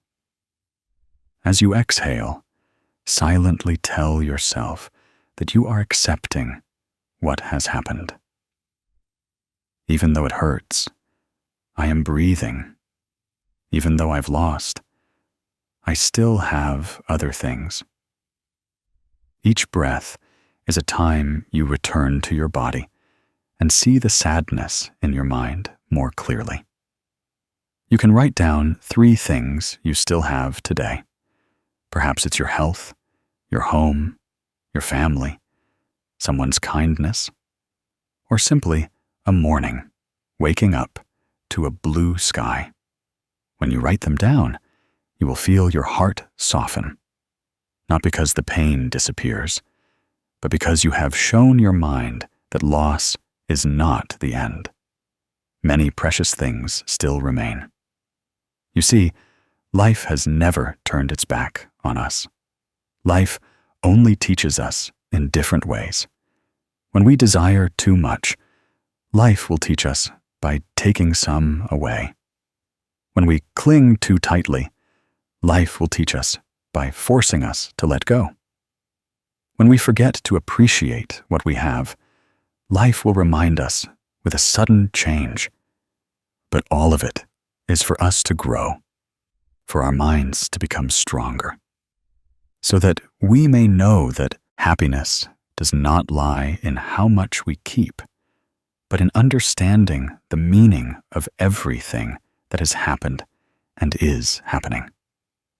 When we understand that what is lost helps us become lighter, and what remains is enough for us to be happy, we will no longer blame life. We will just smile and move forward. That is the moment when the mind has fewer desires, and suffering naturally dissipates like a dewdrop melting in the morning sun. The ancients often said that human life is like a stream flowing through a mountain gorge.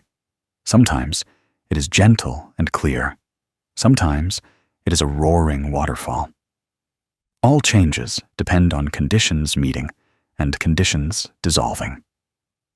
In ancient texts, there is also a saying that makes us ponder deeply.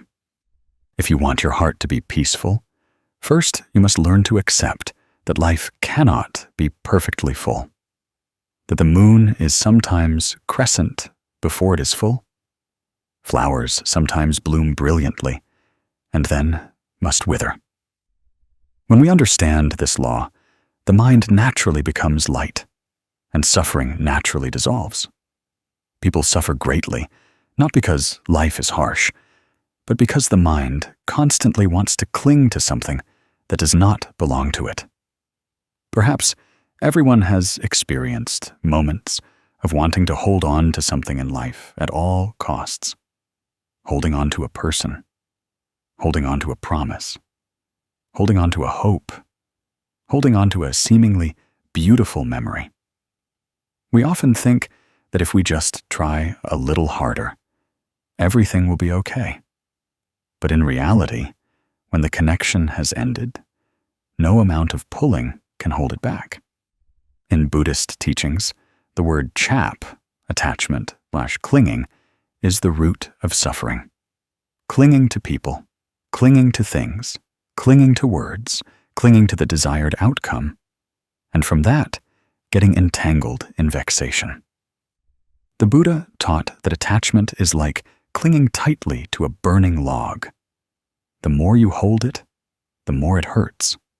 The more you try to grasp it, the more your hands burn. Yet, amidst the competitive flow of life, we often hurt ourselves with desires that exceed our capacity. Children wish their parents would understand them. Parents wish their children would listen. Wives wish their husbands were more sensitive. Husbands wish their wives were more understanding. We wish our friends were perfect, our colleagues harmonious, society fair. Then, when things don't go our way, we feel disappointed, angry, and sorry for ourselves. Sometimes our mind is like a taut string, so stretched that just an unintentional word is enough to snap it. But if we learn the art of acceptance, that string softens, no longer tense, no longer bracing itself against life's impacts. Acceptance is often misunderstood as giving up, surrendering, or weakness. But in reality, acceptance is the maturity of the mind. When people no longer resist what is clear, they find a gentle strength from within. That strength comes from the understanding that everything has its causes and conditions. When conditions meet, they appear. When conditions end, they dissolve. Not being able to hold on to something is not anyone's fault. The important thing is that we know how to face the flow of life with a calm gaze. The more we mature, the more we understand that some relationships, some expectations, some promises, no matter how beautiful, cannot be held onto forever. If someone has turned their back, we cannot chase them indefinitely. If a connection has faded, we cannot force it to deepen again. And sometimes, acceptance opens up a new door for us, lighter and more peaceful. I want to tell you a very ordinary story, one that perhaps each of us can see a reflection of ourselves in. It's the story of an old man living alone in a northern village. Outwardly, he was just a simple old man with a small garden and an old 4-room house. But inside, he carried a great longing that every year became both his joy and his sorrow. He had an only son who worked in the city. From the day his son left the village for the city to build his career, the old man's life revolved around his garden, his flock of chickens, and the cold winds that blew across his porch each season. Every year, as Tet, Lunar New Year, approached, he would prepare la dong, phrynium leaves, pork, sticky rice, and green beans, carefully washing each leaf, splitting each strand of string, as if performing a sacred ritual. For him, the pot of ban chung, sticky rice cake, symbolized family reunion. He always believed that as long as the cake was green, as long as the sticky rice was fragrant, and the incense smoke rose at year-end, his son would return. The first year, his son was busy with an unexpected work commitment and couldn't come home. The old man was sad, but comforted himself that his son would come next time. The second year, his son missed the appointment again. The old man began to feel a tightening in his heart. The third, fourth, fifth year, the ban chung put still simmered silently on the stove. The only difference was that his heart, which once held joy for his son, gradually turned into disappointment and resentment. He asked himself why his son, now grown up and living a prosperous life in the city, would forget an old man waiting. He blamed his son for being heartless, blamed the times for making his son forget his roots, blamed work for taking away family warmth. But deep in his heart, he still hoped, still tended the warm stove every year. Then, one time, after years of waiting in vain, he sat by the glowing fire, watching the ban chung bubble, and suddenly realized that he had grown old. His hair was as white as frost, his eyes dimmed, his hands trembled, and tying the ban chung was no longer as firm as before. Tears fell, but not from sadness anymore, but because he understood a very simple truth. His son had grown up, had his own life, his own responsibilities and worries that the old man could not interfere with. Love is not always reciprocated as one wishes. The father-son bond was not lost. It just no longer manifested in the way he was familiar with. Old people often have a habit of clinging to old things because they fear change. But it was that very clinging that caused him pain. From that year on, he no longer cooked a large pot of ban chung as before. He only prepared a small pot, wrapping a few cakes, just enough for himself. He no longer nervously listened for the sound of a motorbike outside the alley, no longer sat on the porch until late afternoon, longing for a glimpse of someone. He cooked cakes for himself, treated himself to one, eating it while watching the kitchen smoke rise and seeing life gently pass by. He murmured that if his son came, he would be happy. If his son didn't come, he would still be joyful, because his love was no longer tied to desire. He said, "Life is like a river. When water comes, receive it gently. When water leaves, smile and bid farewell. Only when the heart is light is Tet truly Tet." The old man's story helps us understand that acceptance is not giving up, but knowing how to look at the truth with gentle eyes. Accepting that people are busy, accepting that life is not as we wish, accepting that some joys must be created oneself and cannot be waited for. When he let go of old expectations, he didn't lose his son. He only lost the sadness that once held him back, and in return, he had a lighter, warmer, freer Tet. The human mind is the same. When desires lessen, suffering naturally dissolves. In Buddhist scriptures, the Buddha taught that all phenomena are impermanent. Everything in life changes in every moment. Recognizing impermanence is the foundation of peace. When we understand that flowers will wither, we will cherish the moment they bloom. When we understand that the moon is sometimes crescent, we will appreciate it more when it is full. And when we understand that people come and go, we know to love when they are present, and not resent when they are gone. The Buddha once taught that knowing how to accept one thing avoids 100 misfortunes. Acceptance is not humiliation, but knowing how to keep the mind peaceful in the face of things we cannot control. Acceptance helps the heart not to rage, helps the mind not to be deluded, helps us overcome challenges without being swept away by them. If you have ever experienced heartbreak, if you have ever longed for someone and then been disappointed, if you have ever held on to something that has left and couldn't let go, I want to invite you to try a small meditation exercise on acceptance. Sit in a comfortable posture, relax your shoulders, relax your face, gently place your hands on your knees, close your eyes, and take a deep breath in. Feel the air entering your lungs like cool water. Hold for a few seconds, then exhale very slowly, letting all tension dissolve with your breath. Think of something that weighs heavily on your heart, a person or a sorrow that you haven't been able to let go of.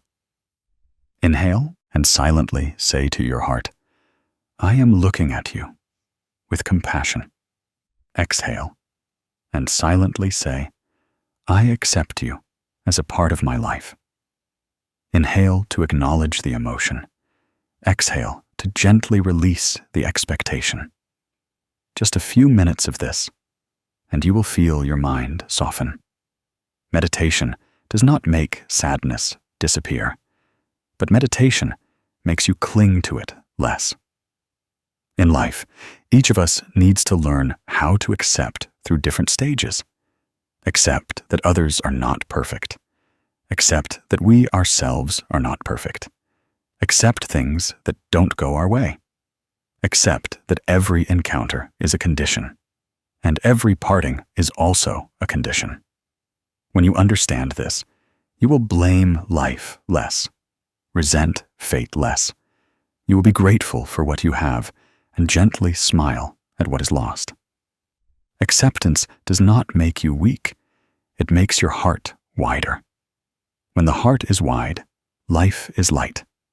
When life is light, there is peace and joy. Here's a small reminder. Whenever you feel your heart filled with expectations, pause for a breath. When you feel annoyed because someone isn't doing what you want, remember that everyone is living according to their circumstances and conditions. When life doesn't go as you wish, remember that life is inherently impermanent. Imperfection is precisely life. The art of living happily is the art of acceptance. To lighten one word is to lighten a lifetime. The ancients had a saying, "A virtuous person is like a deep river. The deeper it is, the calmer it is. The calmer it is, the wider its capacity." In the scriptures, it is also taught that a large ego is like a mountain blocking the wind, while a vast mind is like a calm lake. Even if salt falls into it, it dissolves without making the water bitter. These teachings seem simple, but they are truths that one must learn throughout life to gradually understand. For when we are young, we often think that the world must revolve around us, that whoever speaks wrongly to us is blameworthy, that whoever is better than us is a thorn that must be overcome, that whoever is not like us is strange and hard to accept. But the more years pass, the more we realize that it is not life that makes us suffer, but our own overly large ego that weighs us down. In Buddhist teachings, the cause of suffering often lies in the three poisons: greed, hatred, and delusion. And one of the most subtle manifestations is clinging to the ego. When the ego is too large, we are easily hurt, easily angered, easily saddened, easily feel that life is unfair. If someone says one wrong word, we immediately react. If someone is better than us, we immediately compare ourselves. If someone is praised more than us, we immediately feel uncomfortable. If someone has something we don't have, we become envious. The ego is like a small cup. Just a little salt added by someone makes the water immediately bitter. But if the inner self is as vast as a great lake, even if there is more salt, it will dissolve without disturbing us. When discussing this issue, many people will wonder why just a word from someone else is enough to make them sad. Why just a look from someone is enough to make them feel offended. Why just a small thing in life can bother us all day. All of this stems from a narrow mind. A narrow mind is not bad. It just hasn't been expanded by understanding, by compassion, and by experience. When we first step into life, we think we are important, that everyone must pay attention to our feelings, that the world must revolve around us. But as we mature, we understand that everyone carries their own stories, their own hurts, their own difficulties, and no one is born to please anyone. When we understand that, the ego naturally shrinks and the mind naturally expands. Once the mind is vast, things that once made us angry are now just a gentle breeze. Things that once made us envious now become motivation to learn. Words that once made us uncomfortable are now just a lesson in listening. And pains that once brought us to our knees now become stepping stones for us to grow. A broad mind lives lightly. A constricted mind finds everything difficult to live with. To help you visualize, I want to tell a story about two sisters in an ordinary family. But it contains a great lesson that adults sometimes forget. The story goes that during a dinner, their mother cooked a delicious pot of soup, a dish both sisters loved. As the mother served it into bowls, the younger sister immediately quickly grabbed one, fearing that if she didn't hold it tightly, her older sister would eat her delicious portion. Meanwhile, the older sister quietly pushed her bowl of soup towards her younger sister, gently saying, "If you like it, just eat it. I'm fine." The mother watched from afar, neither scolding nor favoring anyone. She just quietly observed. The younger sister happily hugged the bowl of soup, but because she was rushed and tense, she couldn't taste the deliciousness. She was only worried that her sister would take the soup back, only worried about losing her share. That fear of loss made the inherently delicious soup taste bland in her mouth. As for the older sister, even though she didn't eat the best bowl of soup, a smile remained on her lips. She was happy to see her sister happy. She felt warm, knowing she had done the right thing in that moment.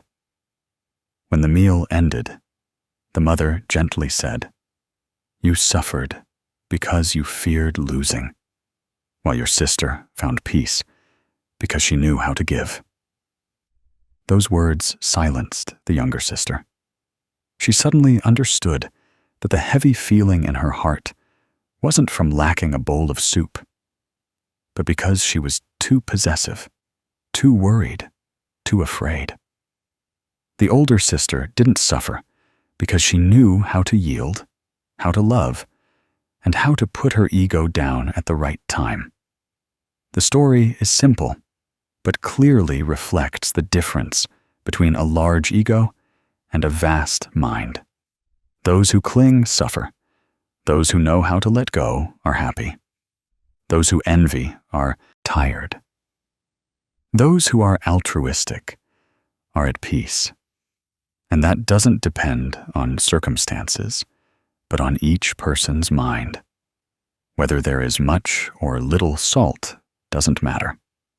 What matters is whether our mind is a small cup or a large lake. In Buddhist scriptures, there is a saying that the wise do not contend, the virtuous do not strive, the noble heart does not cling.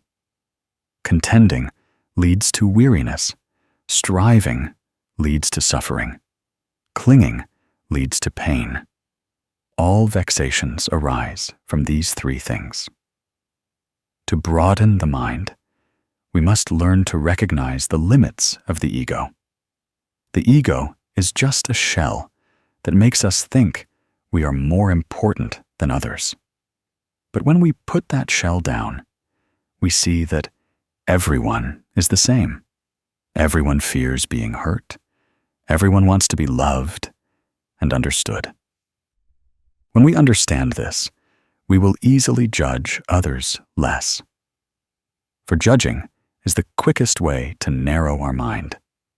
Each time we judge, we build another wall between ourselves and others. But when we know how to listen and understand, we break down that wall, allowing our heart to connect with the hearts of others. Envy is similar. Envious people are never happy because their joy depends on others not being better than them. But life doesn't work that way. The person praised today might be the one who helps us tomorrow. The person who succeeds today might be the one who inspires us later. When we are envious, we close off our ability to learn from them. But when we open our hearts, we will see that everyone is a lesson for us. The rich teach us how to strive.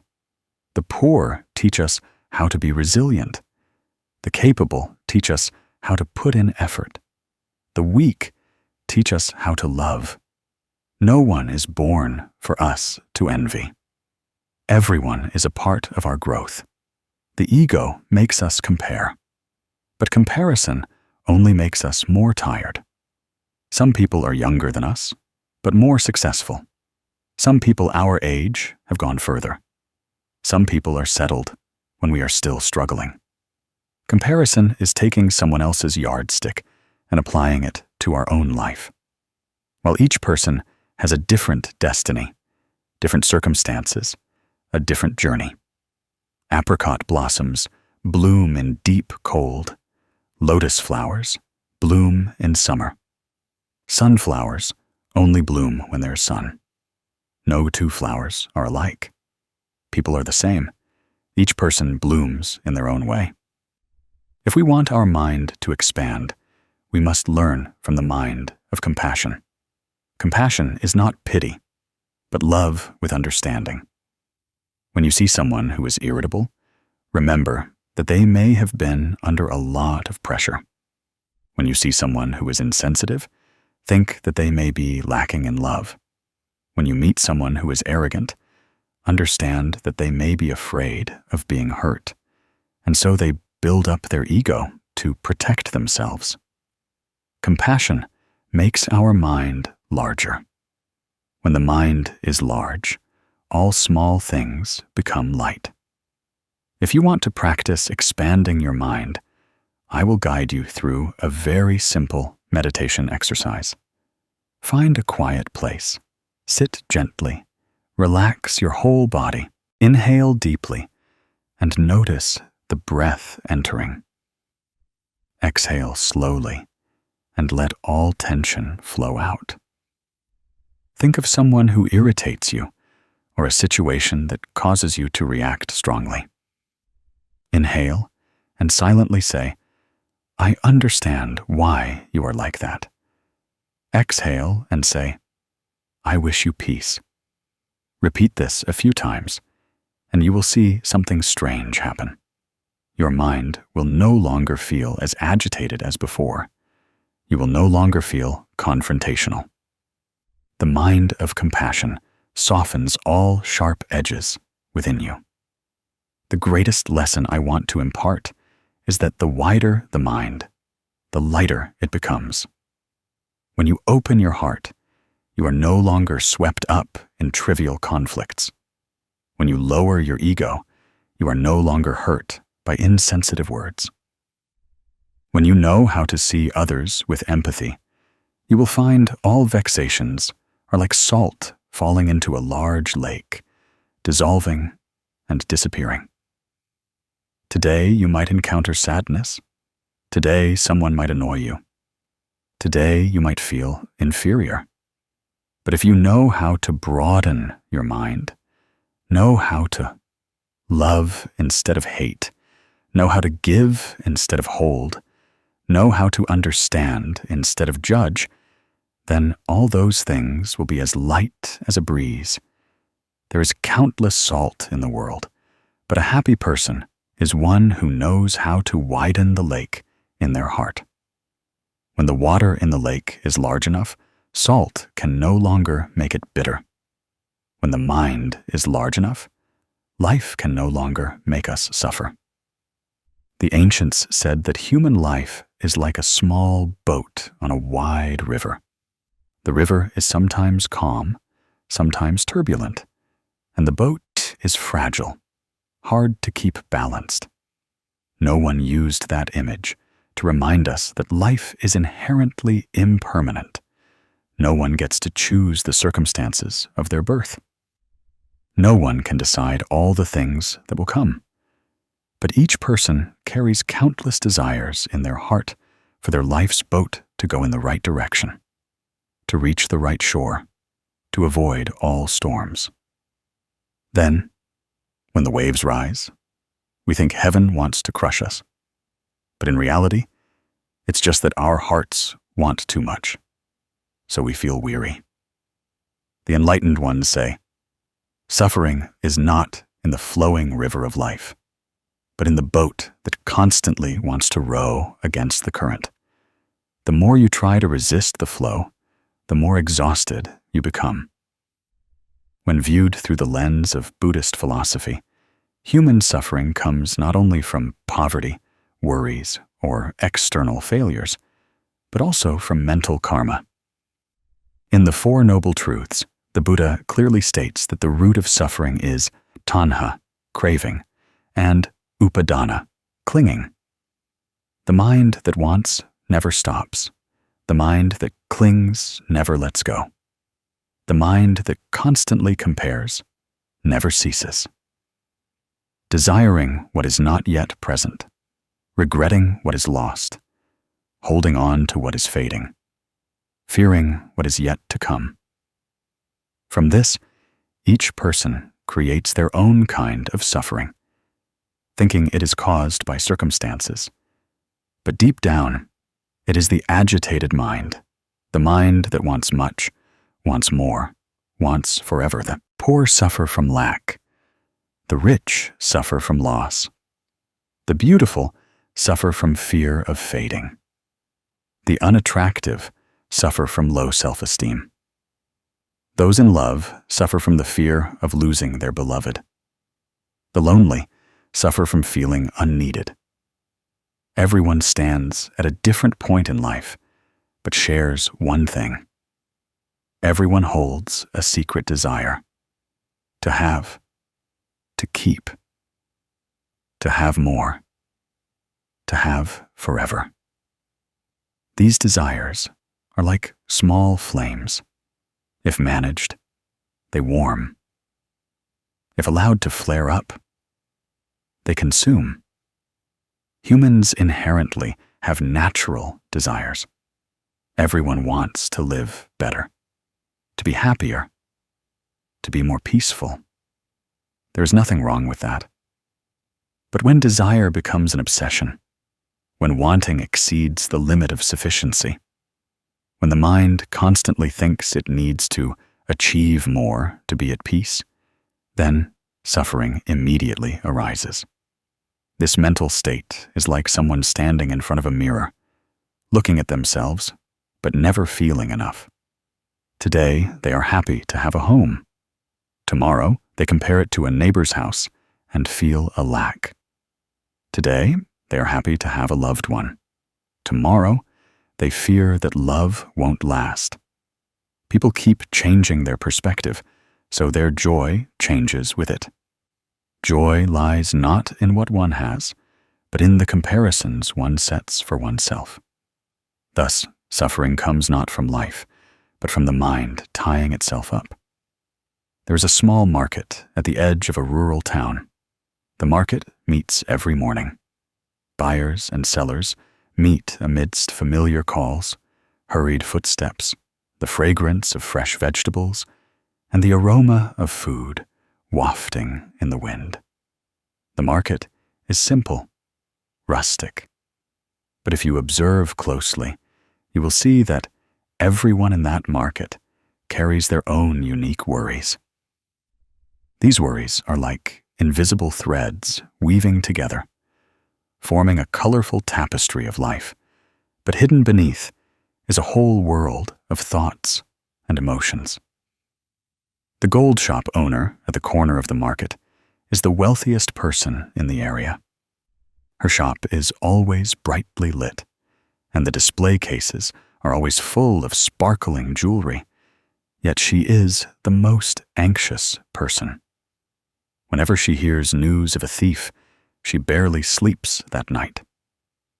She looks at everyone with suspicion, and every sound startles her. She has wealth, but no peace. People look at her and think she is blessed, but inside her heart is a constant fear. Fear of losing, fear of being robbed, fear of people eyeing her possessions. Much gold, but little sleep. Great wealth, but rare smiles. Her suffering does not come from her business, but from the fear of losing what she has. A few stalls away from the gold shop is a young woman's vegetable stall. She sells vegetables and is always nervously worried. Afraid of rain, that people won't come to the market. Afraid of the vegetables wilting. Afraid of unsold goods. Afraid of not earning enough money to send home to her parents. Every morning, she wakes up at 3 a.m. to get her goods, set up her stall, arranging each bundle of vegetables to look fresh and beautiful.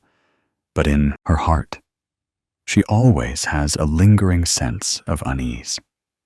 A hard-working person worries about lack, worries about not being able to make ends meet. Then she surrounds herself with the thought, I must try harder, try more. Her eyes carry the hardship of the poor, but her mind carries the burden of wanting to get rich quickly. Next to her is a beautiful young woman, famous in the neighborhood. Many people admire her for her delicate face, graceful figure, and gentle smile that makes everyone who passes by look back. But she often spends a long time looking in the mirror every day. Just seeing a small pimple makes her anxious. Just seeing a few strands of hair fall out makes her sad.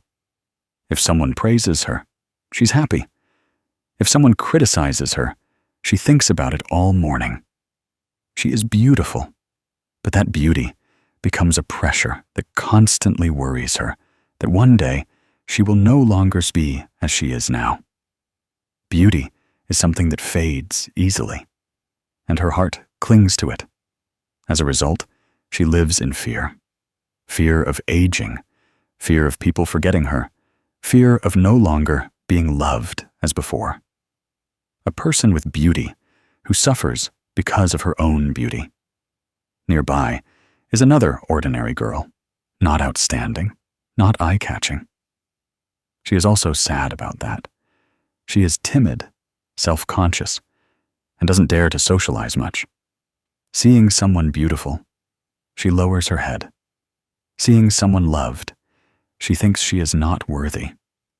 Her suffering does not come from her appearance, but from the harsh gaze she directs at herself. She thinks she must be beautiful to have value.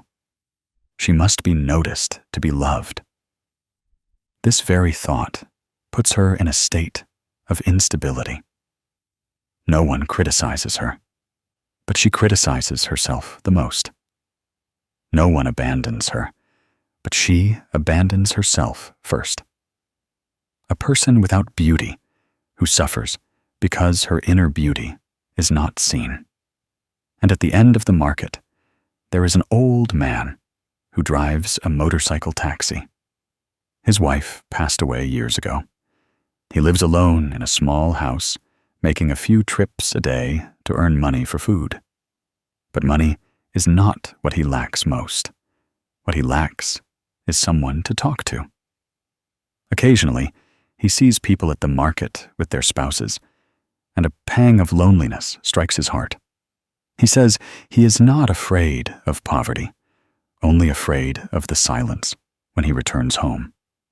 He is old, but his heart still has many empty spaces. A person lacking affection suffers because they miss the warmth of someone who has walked a part of life with them. One morning, a monk happened to pass through the market. Everyone in the market complained of suffering. Some complained about difficult business, some about a husband, sleepless, with financial worries. Some complained about children not understanding them, and everyone told their stories to the monk. Everyone thought the monk would tell them how to make life easier. The monk stood silently, looking at each person, then gently said, "You do not suffer because of life. You suffer because of your minds. You want endlessly and don't know when to stop.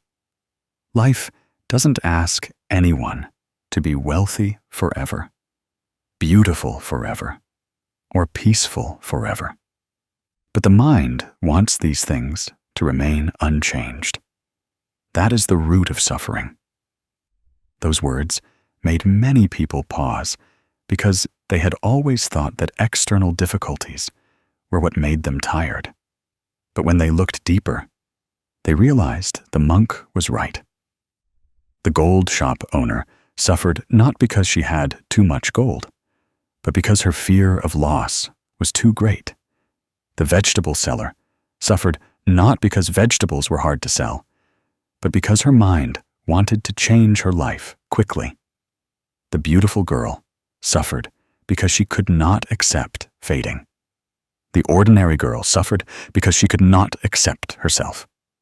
The old motorcycle taxi driver suffered because he could not accept the loneliness after loss. Each person carried their own desire, That desire was like a bottomless bag. No matter how much was put in, it never filled up. When one wants endlessly, the mind is always in a state of lack. And how can a lacking mind be at peace? In the Dhammapada, it is taught that nothing binds a person as strongly as craving. When the mind clings to something, it creates fear around that thing.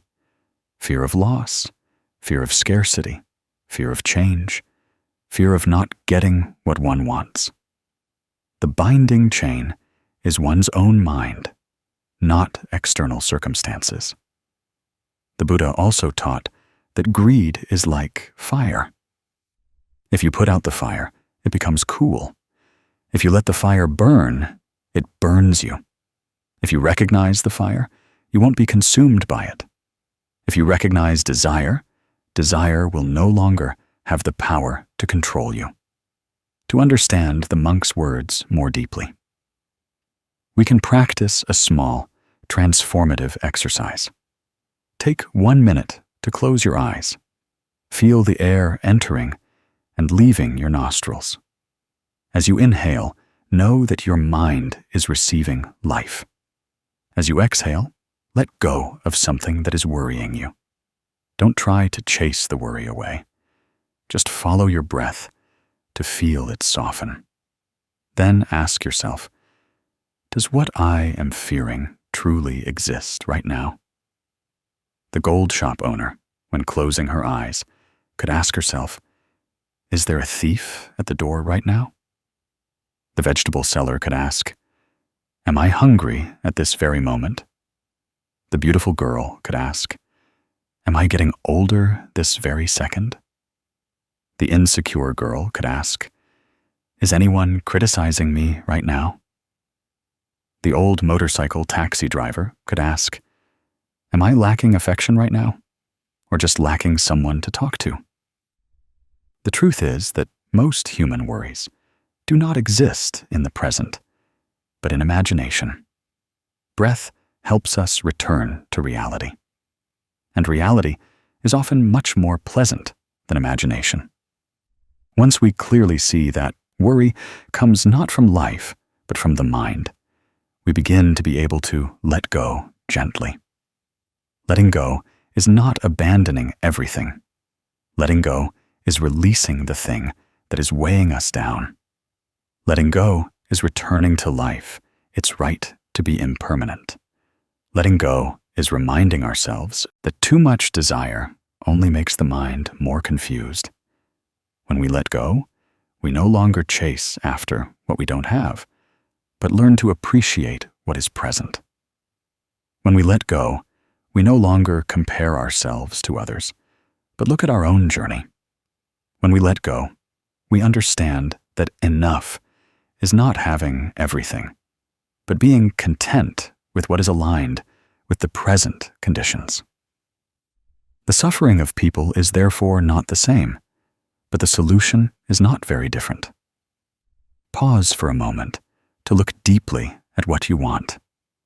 Ask yourself honestly, if I wanted a little less, would I be lighter? If I clung less to images, to praise, to possessions, to impermanent things, would I live more comfortably? When the mind wants less, suffering naturally decreases. It's like a person carrying 2 heavy buckets of water. If they put one bucket down, their steps will immediately become lighter. The lesson of the small market is also the lesson of countless human lives. That suffering is not in circumstances, but in unceasing desire. When you realize that, you have taken half the journey out of suffering. The other half is learning to live simply, mindfully, and compassionately with yourself. Each day, spend a few minutes observing your mind. When you see your mind starting to want too much, smile and remind it that life cannot hold on to anything forever. When your mind feels deprived, look back at the things that are present and that you take for granted. When your mind fears loss, remember that nothing belongs to you permanently. When your mind fears loneliness, return to your breath to feel that you are still alive, still have the opportunity to love. Finally, the most important thing is to know that healing is not a one-day affair. It is a journey of every breath, every choice, every recognition. When you can see the wanting in your heart, you have begun to become the master of your life, no longer dragged away by suffering. When you know how to stop, you have entered a state of peace. When you listen to yourself, you have opened the door for peace to enter. Life does not make us suffer. Desire makes us hurt. When the mind has fewer desires, suffering naturally dissipates. And by just taking such steps, you will find yourself much lighter. There is an ancient saying often repeated: "The one who knows enough is the richest person in the human world. The endlessly greedy one is the poorest amidst the dust of life." That single sentence contains an entire lifetime, a human existence, even many lifetimes, entangled in the current of craving, creating karma, and enduring suffering. When we sit quietly, we realize that this teaching rises not to deter or compel, but to purify. For in this life, some things, the more you chase them, the further they go. The more you try to grasp them, the more they slip from your hand. Sometimes, what makes people weary is not external adversity, but their own bottomless desires. The Buddha once taught about greed, saying that greed is like wild grass that destroys the field of the mind. Wild grass naturally grows without being watered, spreads without being tended. If the farmer is negligent for a moment, the grass will take over, absorb all the nutrients, and leave the mind's field dry and cracked. Human life is the same. When greed is greater than one's capacity to bear, greater than what a calm mind can control, it becomes an underground storm that sweeps people into vexation. A little greed brings a little worry. Much greed brings much worry. Boundless greed brings boundless suffering. When you look back at your own life, you will see that most anxieties stem from the two words, not enough. Not enough money, not enough love, not enough fame, not enough recognition, not enough happiness. Thus, human beings endlessly run on a continuous cycle of wanting. Young people crave success. Adults crave stability. The elderly crave health. The sick crave time. The lonely crave affection. Those who have affection crave even more completeness. But the Buddha taught that greed gives rise to anger and delusion, sansi karma. When desires are not satisfied, we become angry. When we are angry, we become deluded. When we are deluded, we create karma. And karma then leads us to suffering. Thus, from a single seed of greed, an entire cycle of painful samsara is formed. Looking deeply into human psychology, everyone wants happiness. But ironically, it is this very excessive wanting that makes it difficult for us to reach peace. For the nature of greed is never to know enough, like a bottomless bag. No matter how much you put in, it never fills. Try to remember the days when you were poor. You only wished for enough to eat and wear. When you had that, you wished for more money to be more comfortable. When you were comfortable, you wished for more not to be inferior to anyone. Then, when you had a lot, you worried about keeping it. When you worried about keeping it, you wanted even more to feel safe. So, from childhood to adulthood, from little to much, from ordinary to abundant. The truth is that the human heart has never been at peace, not because life lacks anything, but because the mind doesn't know how to stop. The Buddha analyzed very clearly the 5 desires of human life: wealth, beauty, fame, food, and sleep. If these 5 things are used appropriately, they help life function normally. But if pursued excessively, people will be bound. Wealth is money and material things. A portion for living is enough. But constantly wanting more than others, wanting to be equal to friends, wanting to surpass oneself, wanting to accumulate a lot for peace of mind, that very wealth then creates much vexation. Beauty is physical attractiveness and sensual desire.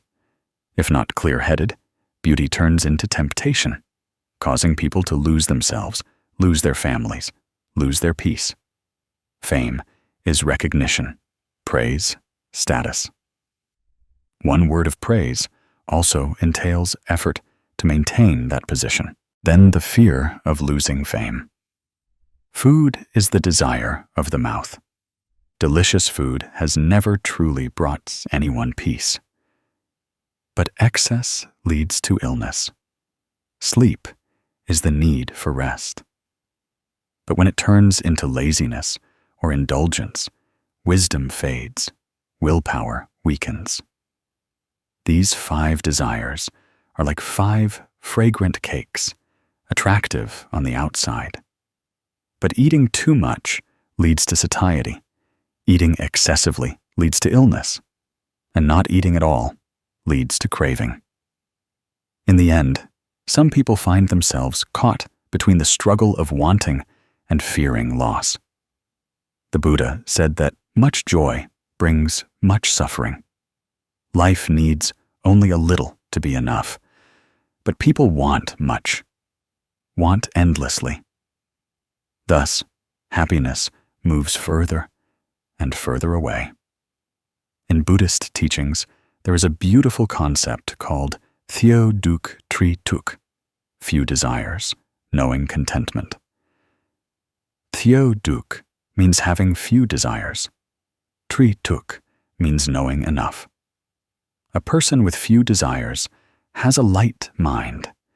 A person who knows enough has a peaceful heart, not because they have no dreams or dare not strive, but because in the process of striving, they do not let desire turn into shackles.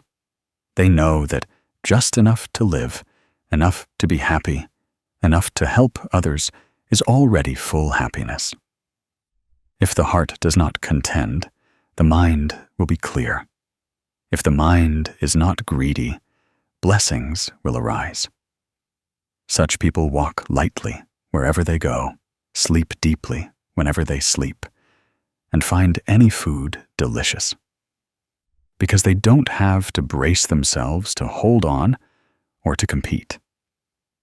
I remember a small, very ordinary story that contains a great lesson about greed. The story of a taxi driver living on the outskirts of the city. He was a diligent and kind person, working his 10 hours each day, then returning home to eat with his wife and children. However, one year-end, the city was unusually crowded with passengers. He saw his colleagues trying to make a few extra trips to earn more money. Initially, he didn't plan to work extra, but then he thought about buying gifts for his children, thought about the debt he hadn't repaid, and he told himself that just 1 or 2 more trips wouldn't hurt. So he stayed out late, working extra. The more he drove, the more tired he became. His eyes were heavy, his mind hazy. Yet there were too many customers, which made him think it would be a waste to stop. Just a little more, just a few more customers. Until he was too tired, he didn't pay enough attention and crashed into the rear of the car in front. Fortunately, it was a minor accident. No one was hurt. But he was terrified. He stood in the middle of the road, looking at the dented car, and asked himself why he had pushed himself so hard. At that moment, he remembered his father's words. Greed is like wild grass. The more you let it grow, the more it destroys the field of the mind. Thanks to that collision, he woke up. From the next day, he stuck to his regular working hours, no longer working extra, no longer greedy. He told me that peace, turns out, comes from letting go of burdens oneself, not from trying to hold on to more. That story sounds simple, but if you pay attention, you will find yourself in it. Because everyone in life sometimes tries a little harder, strives a little more, but doesn't realize they have gone beyond their own limits. When exceeding one's capacity, when going beyond the balance of body and mind, greed turns into suffering. This suffering is not brought to us by anyone. We ourselves place it on our shoulders. In Buddhist scriptures, it is written that greed is the source of all vexations. A person who cuts off greed has a mind as bright as the full moon. The Buddha also taught that a person who knows enough is the richest, because wealth lies not in the wallet, but in the mind. A person who has little but no worries is happier than a person who has much but always fears loss. A person who knows how to let go of greed is not weak. They are strong because they are clear-headed enough not to be swept away by the current of desire. In the teachings of the patriarchs, it is also often reminded that the more greedy one is, the more blessings and virtues are dissipated. Because when the mind is greedy, actions easily deviate, words easily go astray, and deeds easily create karma. A person who understands the Dharma always maintains a pure and humble mind, lives simply, has a kind heart, and knows how to help others within their capacity. A flower that doesn't try to bloom will bloom beautifully. A person who doesn't try to compete radiates a peaceful aura that makes everyone want to approach them. If you are listening to these words and your heart is still busy with unfulfilled desires, I invite you to try a small exercise to release some burden from your mind. Sit down in a quiet place, place your hand on your chest, and feel your own warmth. Then take a deep breath in through your nose, feeling the air entering your chest. As you exhale, imagine you are letting go of a part of the burden in your heart. Inhaling is receiving peace. Exhaling is returning the things that make you weary. Close your eyes and ask yourself, is what I am desiring truly necessary for happiness? If the answer is no, let it go. If the answer is yes, but it's not within your current capacity, let it go and return to it when your mind is peaceful enough to continue. Then, write down 3 things you have and be grateful for them. Be grateful for the health that helps you breathe. Be grateful for the home that shelters you from rain and sun. Be grateful for loved ones who are by your side. When the mind shifts from lacking to having enough, you will feel much lighter. When the heart feels enough, greed naturally recedes. And when you know how to let go of greed, you will find yourself gradually returning to true peace. Human life is like a backpack carried on one's back. If you keep adding desires, cravings, and rivalries, the backpack gets heavier and heavier, making your steps more and more weary. But if you know how to take things out one by one, remove unnecessary things, put down things that make you breathless, you will feel light, at ease, and able to go further. Remember that letting go is not abandoning. Letting go is knowing what is worth keeping and what is no longer suitable. Letting go is giving your mind space for peace to enter. Letting go is allowing blessings to sprout. In daily life, when you know how to stop before temptations, know how to say no to things that bother your mind, know how to tell yourself that enough is sufficient, then suffering will gradually leave you. You don't need to fight life. You just need to stop for a moment and look within yourself. For peace does not come from satisfying all desires, but from reducing desires. When the mind is less greedy, life naturally becomes peaceful. When the heart knows enough, everything feels just right. When you no longer have to chase, happiness will find you naturally. Every day, try to reduce one unnecessary desire. Every month, try to let go of one thing that worries you. Every year, try to live a little more simply. Blessings are not in how much you have, but in how light you are. The lighter the mind, the more peaceful life is. The simpler the person, the deeper the blessings. And then, one beautiful day, you will realize that letting go of greed doesn't make you lose anything. It only returns to you the peace that you had long lost amidst bottomless desires. The ancients said that happiness is not having a lot, but feeling content with what one has. That saying seems simple, but encompasses a whole philosophy of life. It reminds us of impermanence, of the ceaseless change of human existence. Anything gained will eventually be lost. Anyone who comes will eventually leave. Any moment that passes will never return. When we understand this, we realize that fullness does not lie in quantity, but in the ability to cherish what we hold in our hands. A simple meal, a peaceful sleep, a hug when weary, a person sincerely waiting for us after a stormy evening outside. All these small things are the most precious gifts that life often bestows upon us. However, the older we get, the more complex the human mind becomes. The more we know, the more desires we have. So these fundamental things are sometimes forgotten.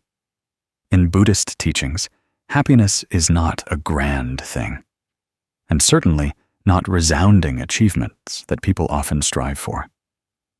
Happiness, in the Buddhist spirit, is inner peace. It is when the mind has fewer desires, fewer worries, less chasing after distant things. The Buddha once taught that a person who knows enough, even lying on the ground, finds joy. A person who does not know enough, even in heaven, is not satisfied. The root of suffering lies in endless craving. Once the mind wants too much and life cannot satisfy at all, people become discouraged, disappointed, and create more vexations for themselves. Therefore, Buddhism does not teach us to destroy desire, but to understand desire so as not to be dragged into the vortex of suffering by it. When the mind has fewer desires, happiness will gently return without us needing to search for it in distant places. If we look at human psychology, we will see one thing. Most suffering does not come from lacking happiness, but from not seeing the happiness that is already present. People often think that to be happy, they must have a lot of money, achieve a high position, go on distant trips, have a perfect lover, or live a life that others would exclaim, "How admirable." The truth is, the higher the standards we set, the heavier the mind becomes. When the mind is busy searching for grand things, small things become blurred. A simple meal with family is no longer important. A kind inquiry from a loved one seems like an everyday occurrence. A complete night's sleep after a long day is not deemed worth noting. We just let happiness slip through our fingers simply because we are looking too far and forgetting to look close. Humans often have two psychological habits that make happiness fragile.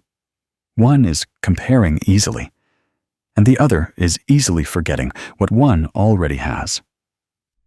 People look at others' zwaps and conclude that they are inferior. They compare their house to their neighbor's house, their car to a friend's car, their marriage to successful couples on social media. They forget that each person has a different karma, and no two lives are alike.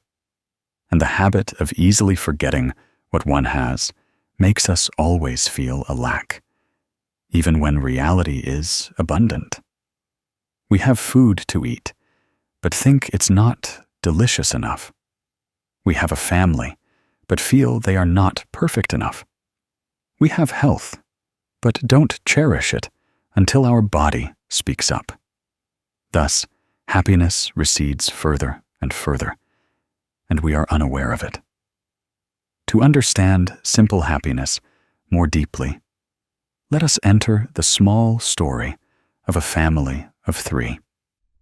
It was a family with a mother, a father, and a child around 7 or 8 years old. Throughout the week, the whole family immersed themselves in work and study. The father left for work early in the morning and didn't return until late at night. The mother raced against time between her office job and child care. The child went to school, came home to do homework, and in the evening waited for her parents to return from work to get a hug before sleeping. Their lives were like a repetitive cycle, familiar but also full of tension. They loved each other, but seemed to have little time for each other. That weekend, the weather was beautiful, with gentle sun and a soft breeze. The mother thought that maybe today they should cook a proper meal so the whole family could sit together. Not luxurious delicacies, just a few familiar vegetable and meat dishes. The father immediately agreed. He went to the market with his wife. As they chose vegetables, they chatted about the stressful work week they had just had. Despite being tired, they felt more comfortable walking side by side. The child trotted along, excitedly looking at all sorts of things in the market.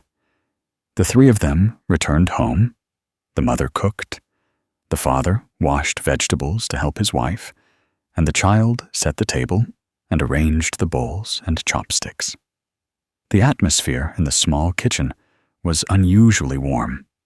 Amidst the sounds of cooking and running water, one could sometimes even hear the whispers of happiness.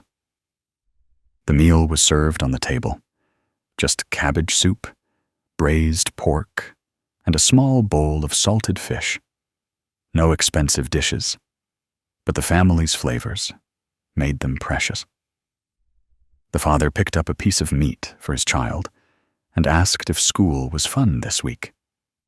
The child ate and talked about new friends, about the teacher letting her draw. The mother sat nearby, watching her husband and child, her heart as light as clouds in the sky. In that moment, she realized it had been a long time since the family had truly sat together like this. The meal not only nourished their bodies, but also nurtured their family affection. When they were almost done eating, the child unexpectedly said that what she liked most wasn't new toys or going to the mall, but eating meals with her parents. The innocent remark silenced the couple. They looked at each other, then at their child. In that moment, they understood that for so long they had been chasing after external life and had forgotten that happiness was right there in their home. It wasn't the fancy car the father dreamed of buying in the future. It wasn't the larger apartment they were striving to save for. Happiness was simply having each other, sitting together at a small dinner table, sharing warmth and presence. Something that adults sometimes forget, but small children perceive very clearly. This story is not uncommon. Many families are similar, so busy that they rarely sit down for a complete meal together. Adults keep thinking they have to worry a lot to love their children. But children don't need that much. They just need their parents to be present, just need a listening ear, just need a little time. And even adults are the same. We think we need grand things, but the truth is, we only need a place to return to, someone willing to sit beside us. That is enough. In the scriptures, there is a saying from the Buddha that a mind that knows how to appreciate will see everything as a blessing. To look at a meal and feel grateful. To look at loved ones and feel precious. To look at a breath and feel fortunate. To look at life and feel lightness. A person who does not know how to appreciate, no matter how much they have, will still feel a lack. But a person who knows how to appreciate, even with little, will find peace and joy. The Buddha also taught that to have happiness, one must first know how to return to oneself. For when the mind is at peace, everything external becomes enough. When the mind is agitated, even if life is abundant, one still feels empty. Understanding this, we will no longer chase after grand illusions, but begin to return to caring for the small things around us. To help the mind become lighter and more appreciative, we can practice a small exercise in daily life. Just spend 3 minutes sitting quietly, putting down your phone, taking a deep breath in, and then slowly exhaling. As you inhale, feel the breath nourishing your body. As you exhale, release all the pressure weighing on your mind. After a few breaths, recall a recent moment that made you feel grateful. It could be the dinner your mother cooked, a kind inquiry someone offered you, or simply a peaceful night's sleep you had after many weary days. As you hold that image in your mind, silently offer a word of thanks from the bottom of your heart. This small exercise helps us return to the present, helps the mind come back to what it has, instead of chasing after what it hasn't achieved. Just practice it consistently every day, and the mind will have fewer desires, and happiness will become clearer. Happiness does not lie in the grand things we often imagine. It lies in the most ordinary moments of life, when we know how to cherish every second, every person, every meal, every breath. Happiness will naturally manifest. Not because life becomes more perfect, but because our mind has found enough peace to recognize life's inherent beauty. When the mind has fewer desires, we receive more than we think. Because happiness does not come from holding a lot, but from knowing how to cherish what is with us. And I want to remind you that life is very short. We don't know if tomorrow will be clear or hazy. The only thing we truly have is the moment we are living. Cherish it. Look at your loved ones as if you won't see them again tomorrow. Say words of love while you still can. Sit beside each other while you still have health and time. And live with a mind that knows enough, because the one who knows enough is the happiest person in this life. There's an ancient saying that often reminds us, the one who knows when to stop, life will open up a path of peace for them. That's not just ancient wisdom for living, but also the spirit of impermanence. In this life, nothing lasts forever, not even desires. Living beings move in an endless cycle of wanting and getting, then getting and wanting more. And when they can no longer get more, suffering immediately arises. Therefore, whoever understands the law of impermanence will know that reducing desires does not make us poorer, but makes our mind expand. When the mind opens, blessings open. When the mind is light, life is light. Whoever sees this will naturally step into abundance. According to Buddhist teachings, all suffering begins with greed. Greed here is not just for money or fame, but also emotional craving, the desire for recognition, the desire for a perfect life according to one's own will. When the mind is led by desire, it's like someone walking through a market wanting to buy everything they see. In the end, their hands are heavy, but their heart is empty. The Buddha taught that the cause of suffering lies not in what we have or don't have, but in wanting too much. The more we want, the more bonds we create. The deeper we want, the heavier the burden in our heart. So, reducing desire is not abandoning life, but knowing how to arrange the mind so it is not dragged away by desires. That is true freedom. If viewed from a psychological perspective, we will see one thing very clearly. The more choices people have, the more restless they tend to be.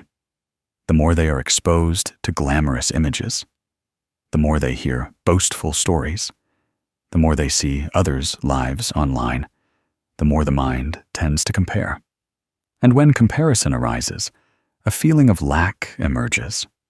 Feeling a lack then leads to wanting to compensate with desire. The more desire increases, the more peace decreases. What exhausts us is not work, but the invisible expectations we build ourselves. What breaks our hearts is not other people, but our expectation that they must follow our will. What makes us restless is not the present, but our constant thought that the present is not good enough. These very whirlpools gradually make the mind weary. Many people think that reducing desire is difficult, but in reality, it comes from very small actions every day, such as how we choose to keep things in our life, how we observe our mind every evening, how we face the expectations we place on others, how we drink a cup of tea, or how we watch clouds drift across the sky. These seemingly small things have the ability to keep the mind in a state of mindfulness. When the mind is mindful, desire naturally decreases. When desire decreases, suffering immediately lightens. Someone once said that reducing one desire each day is reducing one suffering. And this is entirely true when viewed through the eyes of Buddhist philosophy. To understand this more clearly, I want to tell you a story about a young woman. She lived in a big city, working in a highly competitive environment. She often complained that her life lacked many things: money, time, understanding people, peace, and even things she couldn't name. Every evening before going to sleep, she felt an emptiness in her heart. as if she had just lost something important.